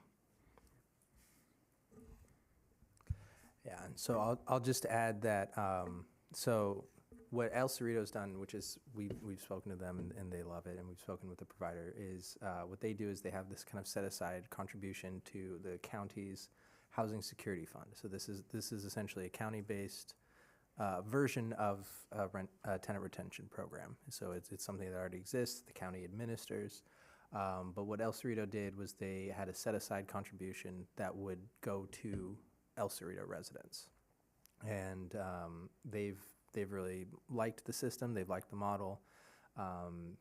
It allows them to administer this kind of hugely impactful program without bringing on the additional administrative costs of having staff operate it. The county will filter through applicants, will direct applicants, and then essentially they'll just present candidates for the city to approve. And so it's very cost effective for the city. They have gone on and expanded the model since the initial run of it, and the city of Richmond is following suit. And so when we spoke with the folks that operate it, they're the ones who kind of recommended that estimated annual amount based on kind of the trends that they're seeing, because it is also kind of administered alongside the core teams that are here in the city. They do have a pretty good sense of what's going on. Next slide. Yeah, so now we're moving on to, we're calling kind of the emerging initiatives. These are things that we want to explore and build out more, and kind of especially hear council input on how we should design them. First is expanding staffing capacity. As we mentioned, kind of this administrative cost piece of the asset fund exists. Currently, it's been used for consultants and things like that, and supporting staff as they kind of take on roles or capacities to support the administration of the fund. But moving forward, the report kind of recommends the city establish a more designated housing successor fund management role that can capitalize on the valuable resource and oversee its equitable and sustainable disbursement. The other one that we're looking at is a senior or lower income homeowner repair program. There is kind of similar to kind of tapping an existing resource. There's Rebuilding Together is a nonprofit that provides repairs through some county funds. And while we've had some great success working with them, because it's a county program, the resources are somewhat limited by the bounds of that contract. So staff recommend contracting with them directly so that we can really capitalize on that resource for folks. We've had, since I've been here, we've had several senior residents come in with, kind of repair issues that, if you're on, a social security check, you don't necessarily have the capacity always to deal with, a foundation issue or kind of a roofing repair. And so this will be a great way for us to kind of step in that gap and kind of keep these folks here. Next slide. Passing it back. So community land trusts are nonprofits that acquire and maintain and permanently own land underneath housing and other improvements. As the executive director of a land trust, I'm obviously quite fond of them, but one of the really biggest levers that they have in housing affordability is that by separating the ownership of the land and the improvement, you really do offer a shared equity model that provides a lot more access to home ownership for folks. You're ending up at home sale costs in some cases, 50-60% of what market rate homes are. And so we are wanting to work with the city of Pinole to think about what are some options to allow for the community land trust model to come into some of the affordability access programs, so that folks who are looking for kind of long-term stability and home ownership would be able to tap into that option. This is sometimes paired with down payment assistance programs. Those are very common throughout the state and throughout many jurisdictions around the state. We currently administer a Cal Home program that provides up to $200,000 in 30-year deferrable financing for folks. That obviously brings down the cost of the total acquisition of the home and allows folks to be able to afford homes, particularly since home prices have gone up quite significantly.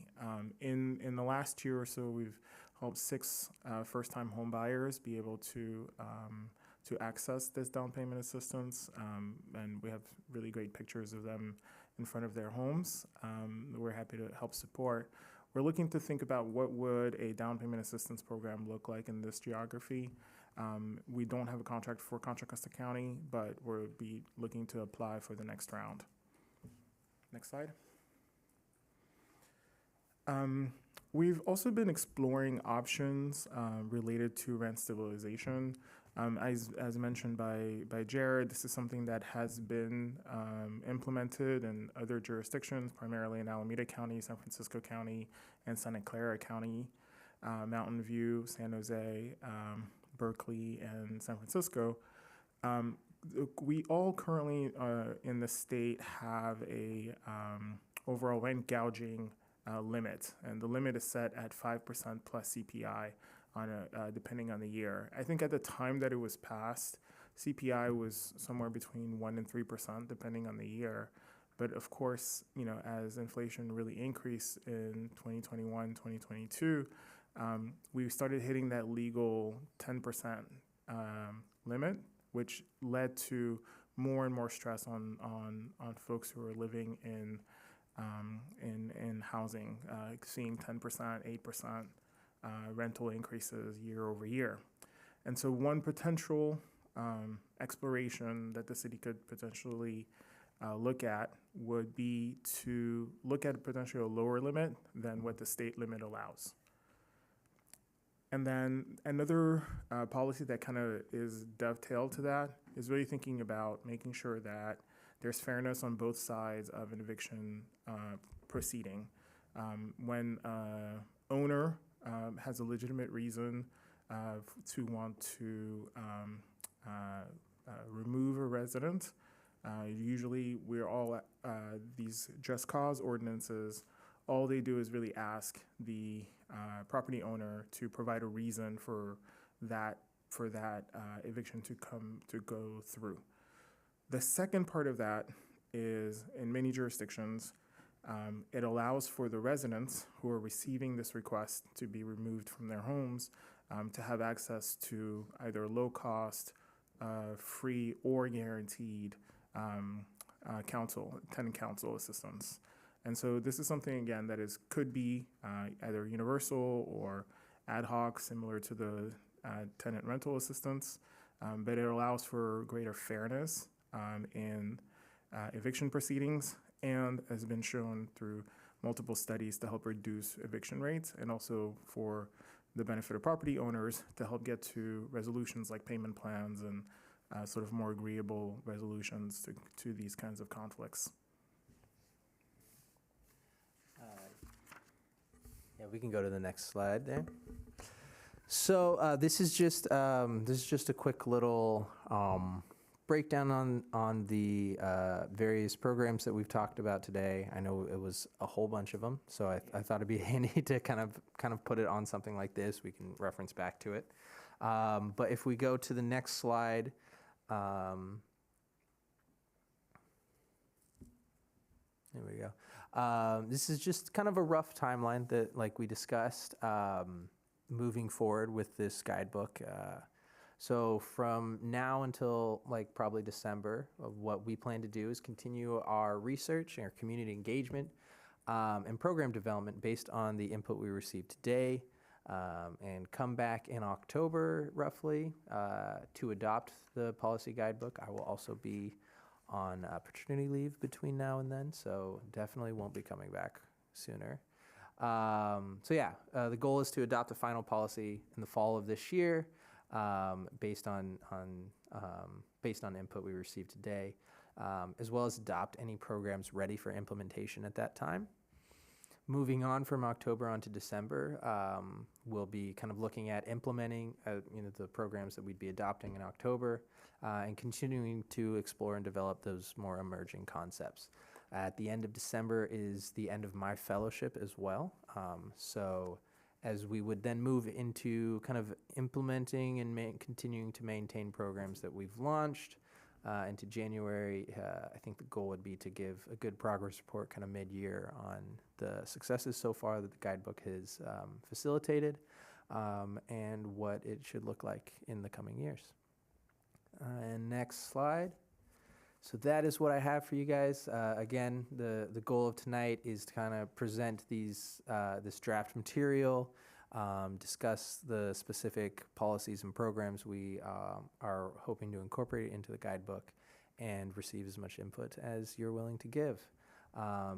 We plan to return in fall per council direction with the finalized documents. And thank you. All right, thank you. Thank you for that report and for the presentation.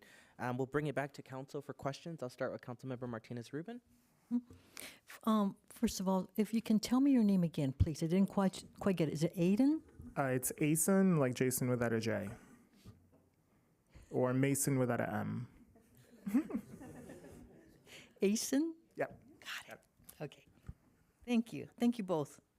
And Jared, because I've heard from you in the past, again, your interest, dedication to prepare something in support of vulnerable individuals and to prevent homelessness is something to be commended, just as part of your work. And I imagine that there's some underlying motivation that contributes to that ongoing effort to work with persons like ASIN and others to do something about homelessness. This is question time or comment time? Only questions, Councilmember Martinez. Thank you, thank you. I tend to do both, pardon. Okay, I do have some questions for you.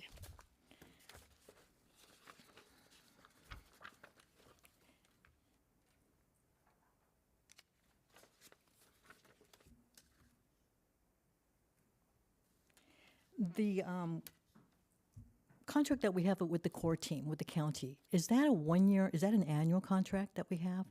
So we have to continually discuss it with regard to how much is allotted in the budget for that. Is that correct?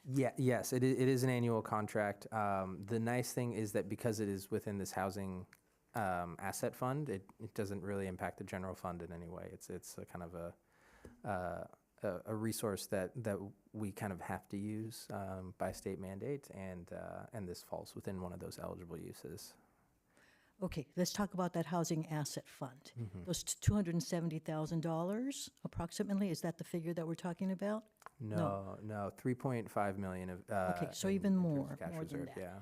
Is that the source that you're thinking of primarily could potentially be used for some of these emerging programs? Exactly, yes. Okay, so the question that you have to us with regard to providing direction is sort of just a general sense of what we consider to be favorable to the communities at risk of homelessness.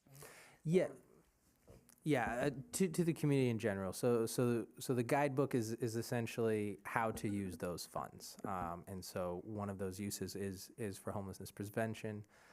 The other kind of larger piece of it is for affordable housing development, and then the other piece is just administering the fund. Okay, thank you. You mentioned fair housing training. Training for whom or to whom? Trainings would be for residents mainly, but also for landlords. So fair housing law is something that is important for everyone to know in a lot of ways, but especially tenants knowing what rights they have. And in a place like Pinole, where we have a lot of older and a lot of like mom and pop property owners, it's also really helpful to kind of show them what tenants are allowed, so that they don't find themselves making mistakes that they just didn't know any better to do. And so it would be kind of geared for both categories in the rental space. So having heard that last statement, the training would also include the consequences of making those mistakes, legal consequences. Yes, definitely. To landlords. Mm-hmm. which potentially could impact their status as landlords or maybe property owners. Yeah, and leave them like open for lawsuits and that sort of fines, especially. Key word to include in your training. Yeah. Okay.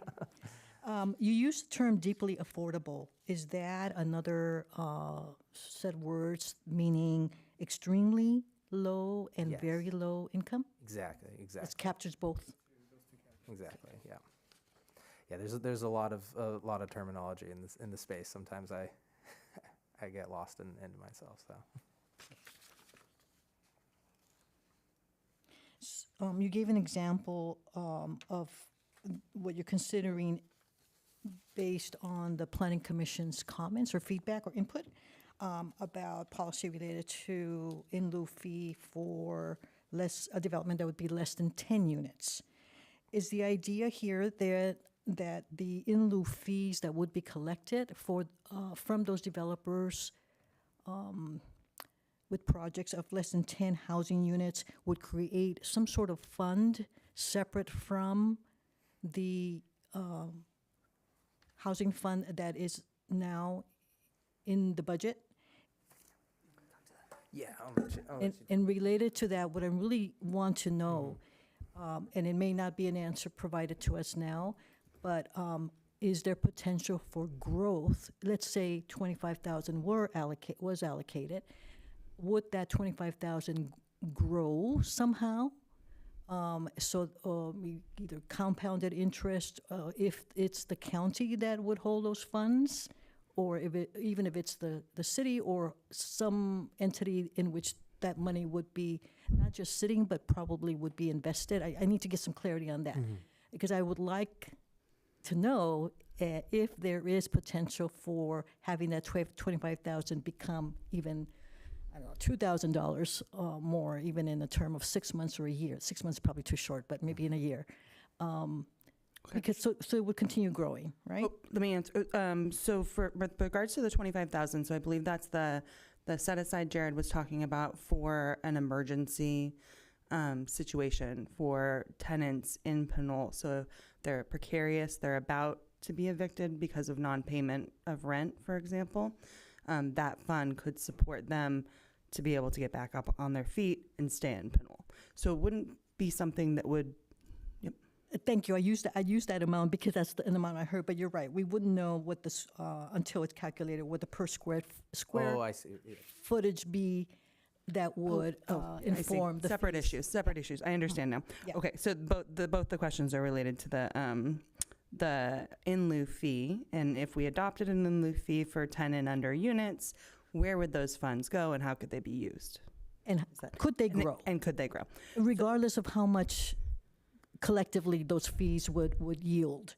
Understood. And then related to that, are those fees pooled with county funds also available for the same purpose, or would they be pooled?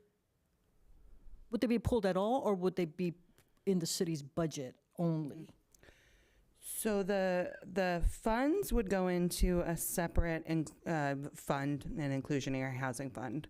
And that fund, I was envisioning, would be used to, for example, put out a NOFA for affordable housing developers to say, we have this amount of funding for you to build affordable housing in Pinole, and we have this matching funding for you. So we'll support you in going out and getting grants for affordable housing, and we have this amount to contribute to your project. Okay. So that's an example of that use. The question about the fund growing, I think that might be a Markeisha question on restrictions on, how that's allowed to grow. And the pooling of it. So I think the question around pooling also relates to kind of combining funds and matching them to support affordable housing. So the city could go after different grant opportunities that HCD announces, on an annual basis, and we could use those funds as matching funds to secure grants, like I mentioned. Okay, so the example that you gave speaks to, I think, what the RSG report talked about with regard to levering funds. Okay, exactly. For partnerships or collaboration with other entities. Exactly, and if I may, and I think one of the key points is because those in lieu fees would not generate enough to actually build one affordable housing unit. So there would be staff resources in pursuing partners, in pursuing folks who want to build affordable housing in Pinole and announce those funds and contribute them to that project. Right. Yeah, so cities rely on that kind of partnership to have a greater amount. I am still interested. I hope somehow there's some legislation that allows for using some portion of funds to create a fund that will grow over time. Mm-hmm. So please triple underline that note, please. We can get back to you on Thank that. you.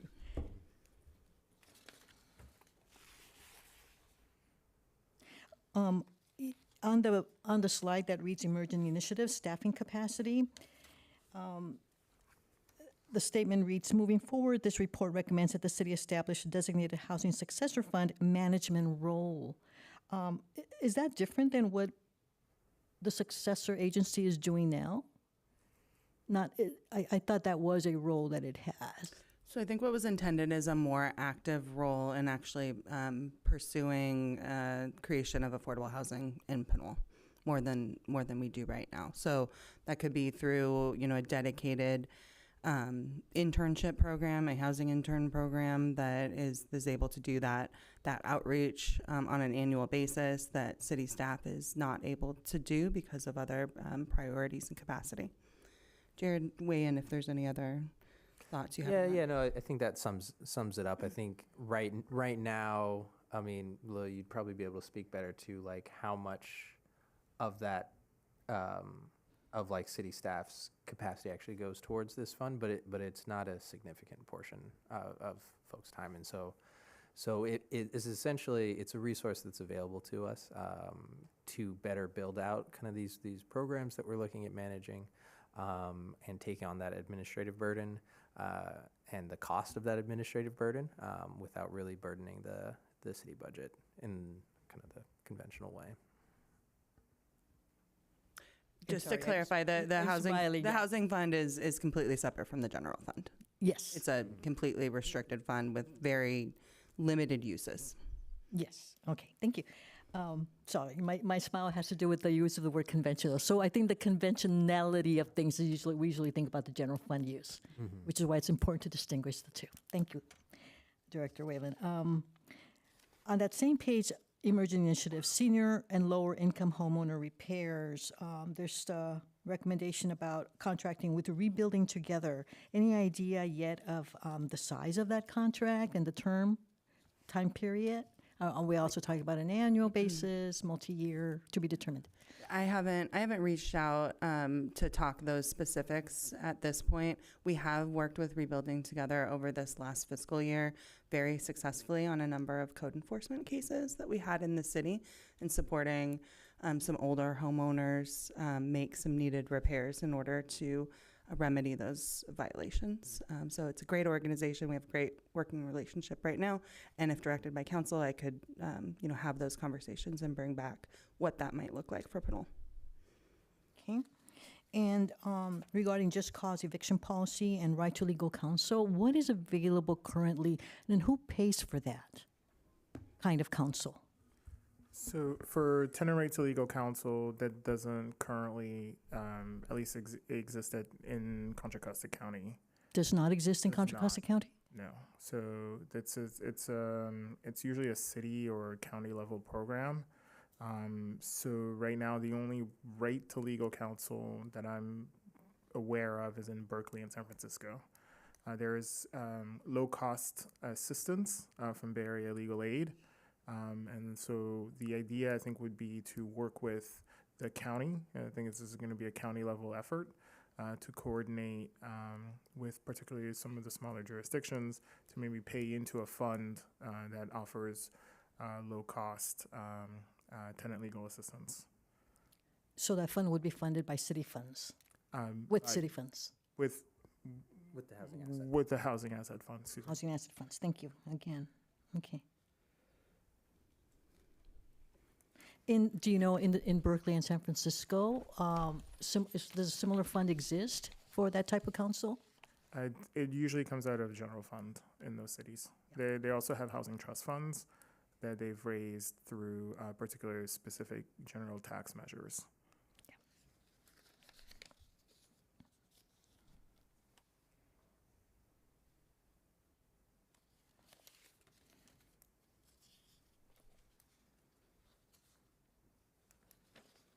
That's it for now. I'll make comments later. Thank you.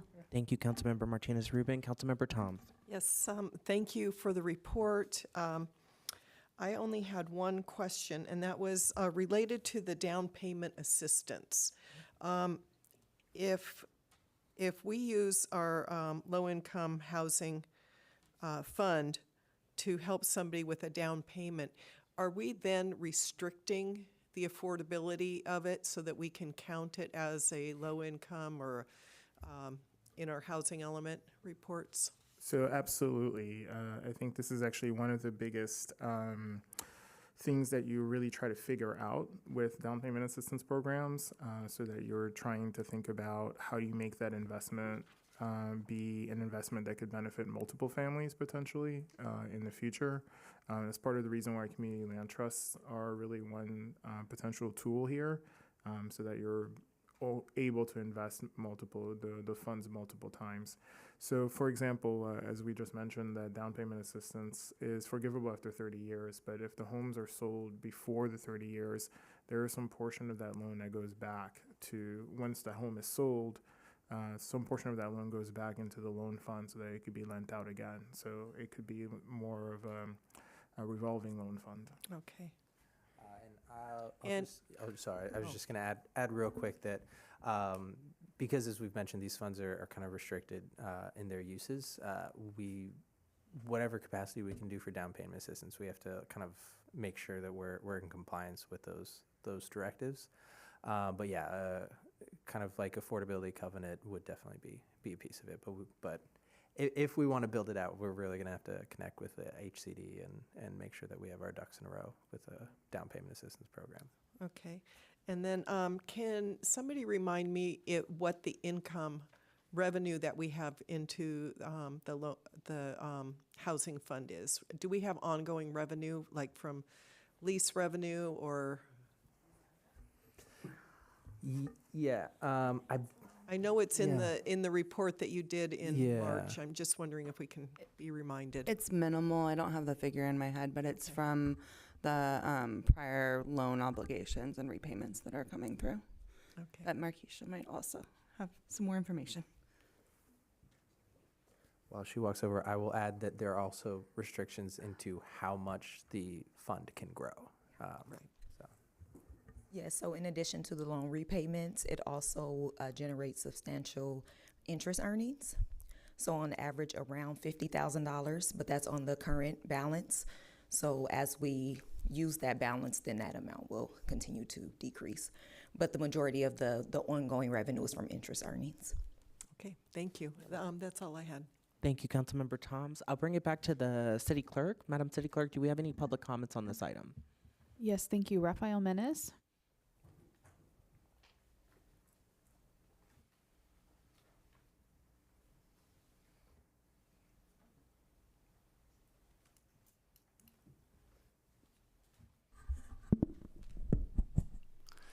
Good evening, Mayor Pro Tem, Council, staff, rest of the public. My name is Rafael Menes. I'm a resident of Pinole, and I have a few questions and comments on this item.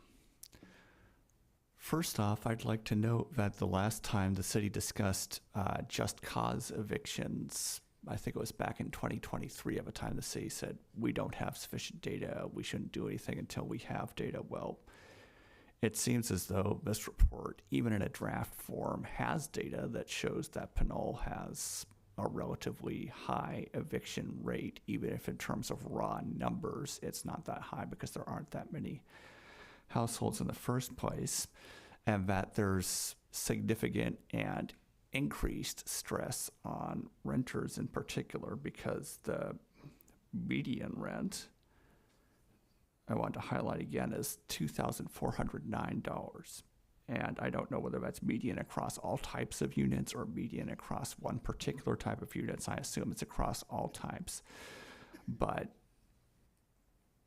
your average household isn't going to be able to afford that rent. If you look at the various tables and do cross comparisons about moderate and low income and so on and so forth, like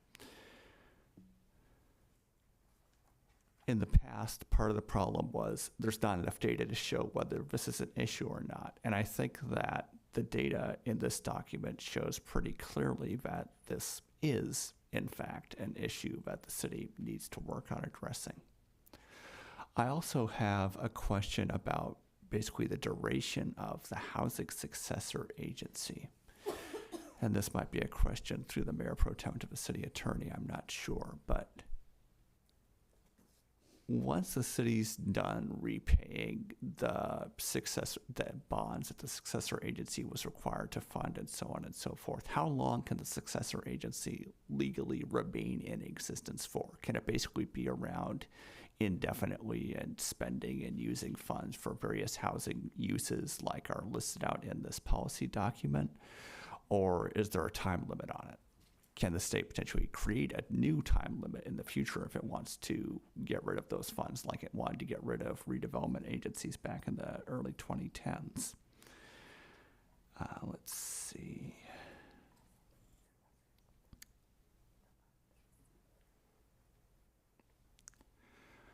Right. I also wanted to highlight on page 294 that 53% of households in the city are rent burdened as of June of 2025, so about a year ago. I don't know if it would be possible to update the numbers in the final draft to reflect 2026 data rather than 2025 data, but that might be helpful.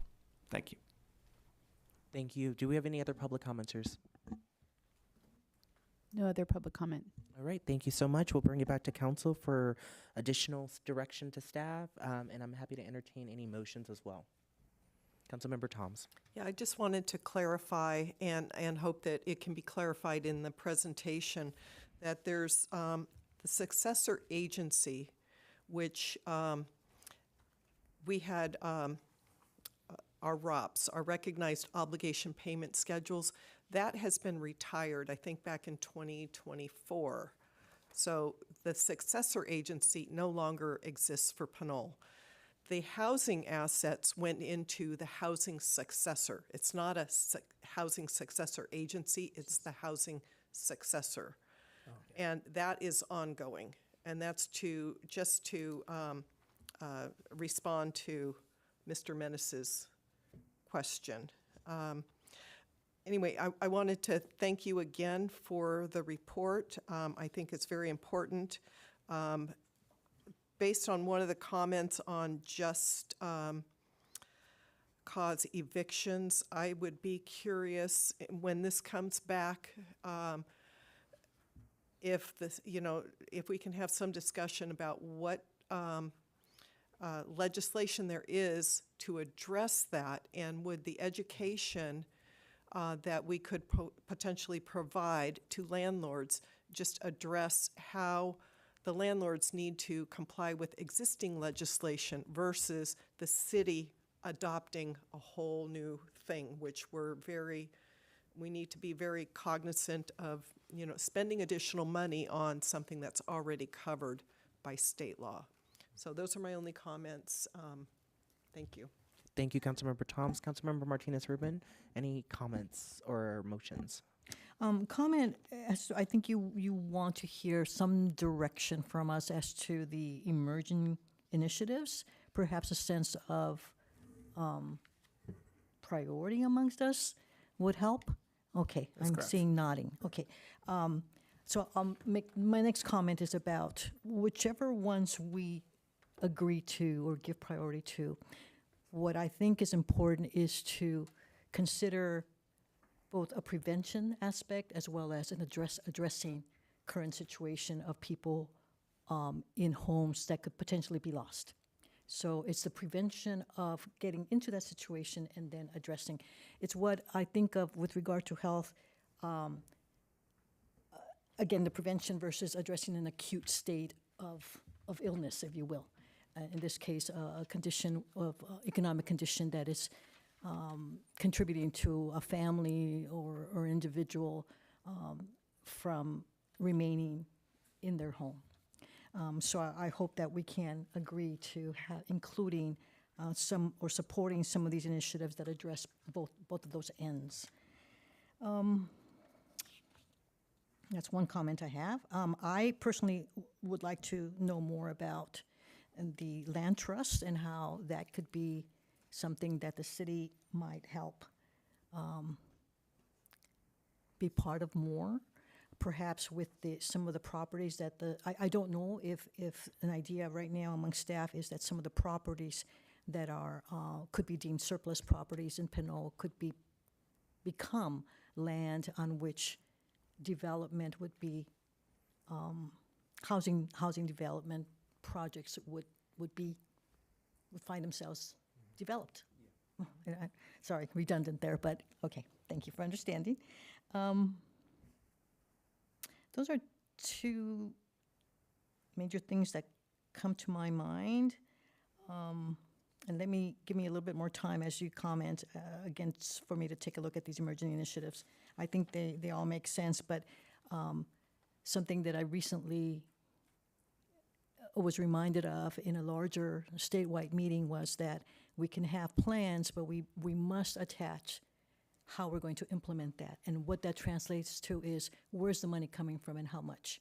I don't know if we're at that point just yet, but we need to, well, I need to keep this in mind. Maybe my fellow council members here already are clear about it, but I know that I need to keep that in mind, because the other thing that I have in mind is and correct me here, is just that the recent set of discussions that have been had to get us to this point with regard to our budget overall. So I'm glad to know that and be reminded that there is a special fund specifically for housing.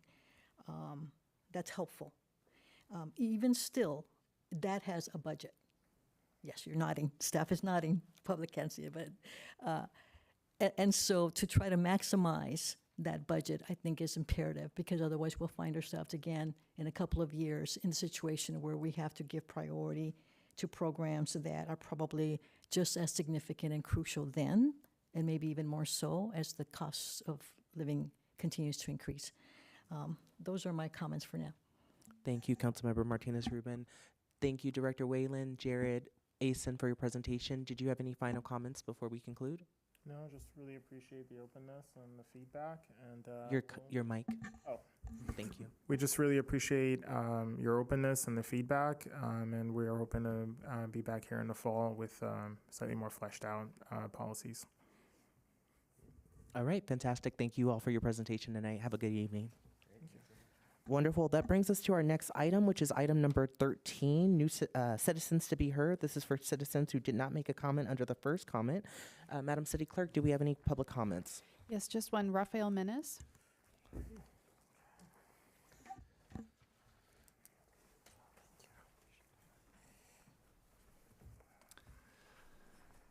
Good evening.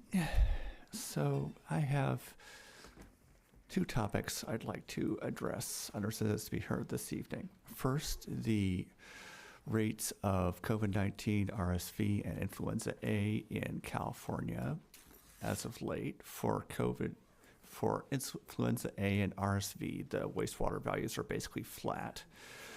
For COVID-19, the values are still in the very low category, but they're starting to increase. So I'd advise people to keep an eye on that, because it's just starting to increase. It might change as more data comes in, but COVID has a different seasonality pattern than the flu, so people should be aware of that.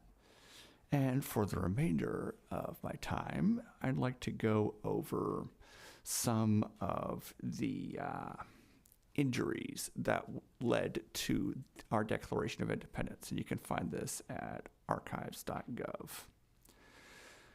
He has refused his assent to laws, the most wholesome and necessary for the public good. He has forbidden his governors to pass laws of immediate and pressing importance unless suspended in their operation till his assent should be obtained, and when so suspended, he has utterly neglected to attend to them. He has refused to pass other laws for the accommodation of large districts of people unless those people would relinquish the right of representation in the legislature, a right inestimable to them and formidable to tyrants only. He has called together legislative bodies at places unusual, uncomfortable, and distant from the depository of their public records for the sole purpose of fatiguing them into compliance with his measures. He has dissolved representative houses repeatedly for opposing with manly firmness his invasions on the rights of the people. He has refused for a long time, after such dissolutions, to cause others to be elected, whereby the legislative powers, incapable of annihilation, have returned to the people at large for their exercise, the state remaining in the meantime exposed to all the dangers of invasion from without and convulsions within. He has endeavored to prevent the population of these states, for that purpose obstructing the laws for naturalization of foreigners, refusing to pass others to encourage their migrations hither, and raising the conditions of new appropriations of lands. He has obstructed the administration of justice by refusing his assent to laws for establishing judiciary powers. He has made judges dependent on his will alone for the tenure of their office and the amount and payment of their salaries. He has erected a multitude of new offices and sent hither swarms of officers to harass our people and eat out their substance. He has kept among us in times of peace standing armies without the consent of our legislators. He has effected to render the military independent of and superior to the civil power. And that's the limit of my time. Thank you. Thank you. Are there any other public comments? Yes, we have two online. Richard Castle. Hello, can you hear me? Yes, go ahead. Fantastic. I just wanted to address an attachment on the agenda, meeting and agenda schedule you had here. The master salary schedule that was adopted, just doing a calculation, city employees make a median annual income of $108,400. Pinole residents have a median income of $75,165. The difference is $33,200. A 44% premium for city employees. And we do not receive the services we are paying for. You cannot raise taxes or issue bonds while maintaining these salaries. Thank you. Thank you. Next public comment. Sheila Grist.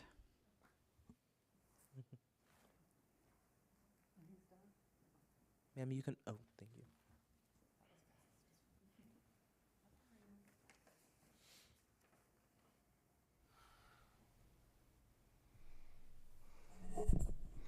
Hello again. I wanted to say something about Mary Horton. She was a hardworking council member, and she is the only council member in 37 years that's knocked on my door. So I handed it to her to that. Thank you. Thank you. Next public comment. Yes, we have Anthony Vosbrink.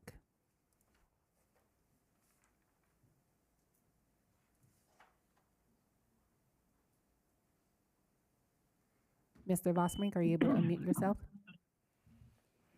Yes, can you hear me? Yes, go ahead. Yes, my name's Anthony Vosbrink, longtime citizen, taxpayer, homeowner in Pinole, and I'm over 35 years old, but I'm a senior citizen, so that should count for half of my comments and or my requests here.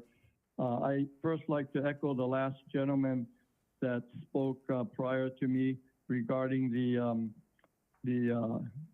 income disparities between the average citizens in Pinole, and I don't know if that counts the senior citizens, but they might look at that as well versus that of the city staff. And I think that is something that should be looked at with regard to the yellow brick road. And if there's going to be some cuts to budgets, etc., to get in line with our finances, or I might add, the city of San Ramon's budget capital savings is at not that 25% to budget to expenditures or the reserves. It's like in the 80 percentile. So we got a lot of work there.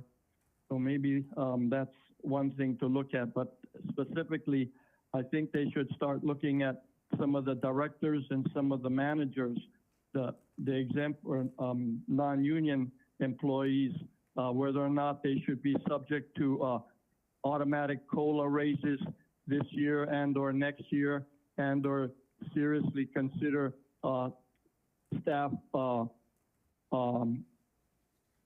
freezes of their salary reviews, not just like a 2 or 3% COLA review, but that's a start that they should maybe freeze the COLAs and look at a 2 to 3% and or look at a 2 to 3% salary cut review, and that should be from the top down, and it shouldn't be put on the taxpayers. Mr. Vosbrink, you have 45 seconds. With another bond, and I would also like to know what's happening with all those new recycling bins in the corporation yard that we ordered several years ago, and the city only put 3 or 4 of them out in special high visible places in Pinole Valley Park next to other old trash cans, but it should be FIFO, first in, first out, like around the dog park and the barbecue grove on Adobe Road, as well as I've been in the corporation yard for 2 months now, just collecting dirt and dust, and they're all under plastic wrap on pallets. I challenge the city manager to go look at them tomorrow, if not sometime this week, and see why they can't be placed at the dog park with the can. Thank you. Are there any other public comments? That concludes public comment. All right. Well, I want to thank everybody for your public comments this evening. The last item on our agenda is adjournment. We do have a request of an adjournment in addition to adjourning this meeting tonight in remembrance of Amber Swartz. As was noted earlier, we will be adjourning this meeting in remembrance of former Mayor Horton. And I want to bring it to Councilmember Toms. Yeah, I'll just make some additional comments that Mary served for a long time in Pinole. She was a Pinole Valley High School graduate and very proud of somebody who grew up in Pinole. Local person, became involved in the early 90s in Pinole politics, and she was a very talented individual, both in journalism, art, theater, and singing as well. She was somebody who was always interested in learning more about all the citizens in Pinole, and she will be missed. Thank you. Thank you, Councilmember Toms. Councilmember Martinez-Rubin. Thank you. The City of Pinole has lost a neighbor, a friend, a Pinole Valley High School alum, actually an alum of many of the public schools in the area, and a civic leader. You heard before, but I will read again some of the information that was shared by families, specifically William Horton, Mary's spouse. Mary Horton passed away early, Thursday, June 25th, 2026, from complications of pancreatic cancer after a long 2-year battle. Mary moved to Pinole at 5 years and attended all Pinole schools. She earned her BA in Public Relations from San Jose State. In 1980, she married William Bryce Horton in December of 1984 and moved back to Pinole for her last 40 years. William and Mary followed 3 basic principles in life: keep going after you fail, find a meaningful life direction, make your community better by participating locally. Mary worked 40 years as a job counselor in both private and public agencies. She was unstoppable and could sell anyone's background after a job loss. We heard earlier, but I will reiterate because we on the dais and elsewhere throughout the city continue to benefit from some of the efforts that Mary made while being a council member. Mary's peak accomplishments was winning election to the Pinole City Council 5 times in a row. She served as mayor of Pinole during 4 of her 19 years, in 1994, 1998, 2001, and 2009. She helped lead Pinole through challenging times. 2001 involved the electric deregulation price hikes, and in 1998, Mary supported the reinstatement of the utility tax at a November 1998 public vote to preserve public safety services. Mary's biggest accomplishment occurred in August 1992 before she had the title of mayor. When the Pinole Vista Target Mervyn's project vote failed at the city council, she didn't give up. She kept asking questions and persuaded a fellow council member to join her and yet a third council member to keep going with that project. And today, it's still a great source of sales tax revenue, one of the top 3 revenue generators here in Pinole. Mary also spoke up with fellow council member Debbie Long at the time to keep Shannon School from closing. She was a strong supporter of public safety services and the Pinole Senior Center. After leaving the city council, Mary spent more time with her landscape artwork, we heard earlier by Councilmember Toms, of her artistic endeavors, and some of us were beneficiaries of that artwork. She used her artwork as an outreach to others as a member of the El Portal Church of Christ. She would urge everyone to see a doctor without hesitating, as we've heard before. She is survived by her husband of 41 years, William Horton, and sister-in-law Kathy and husband Mark, plus the best nephews in the world, Kyle and Jared.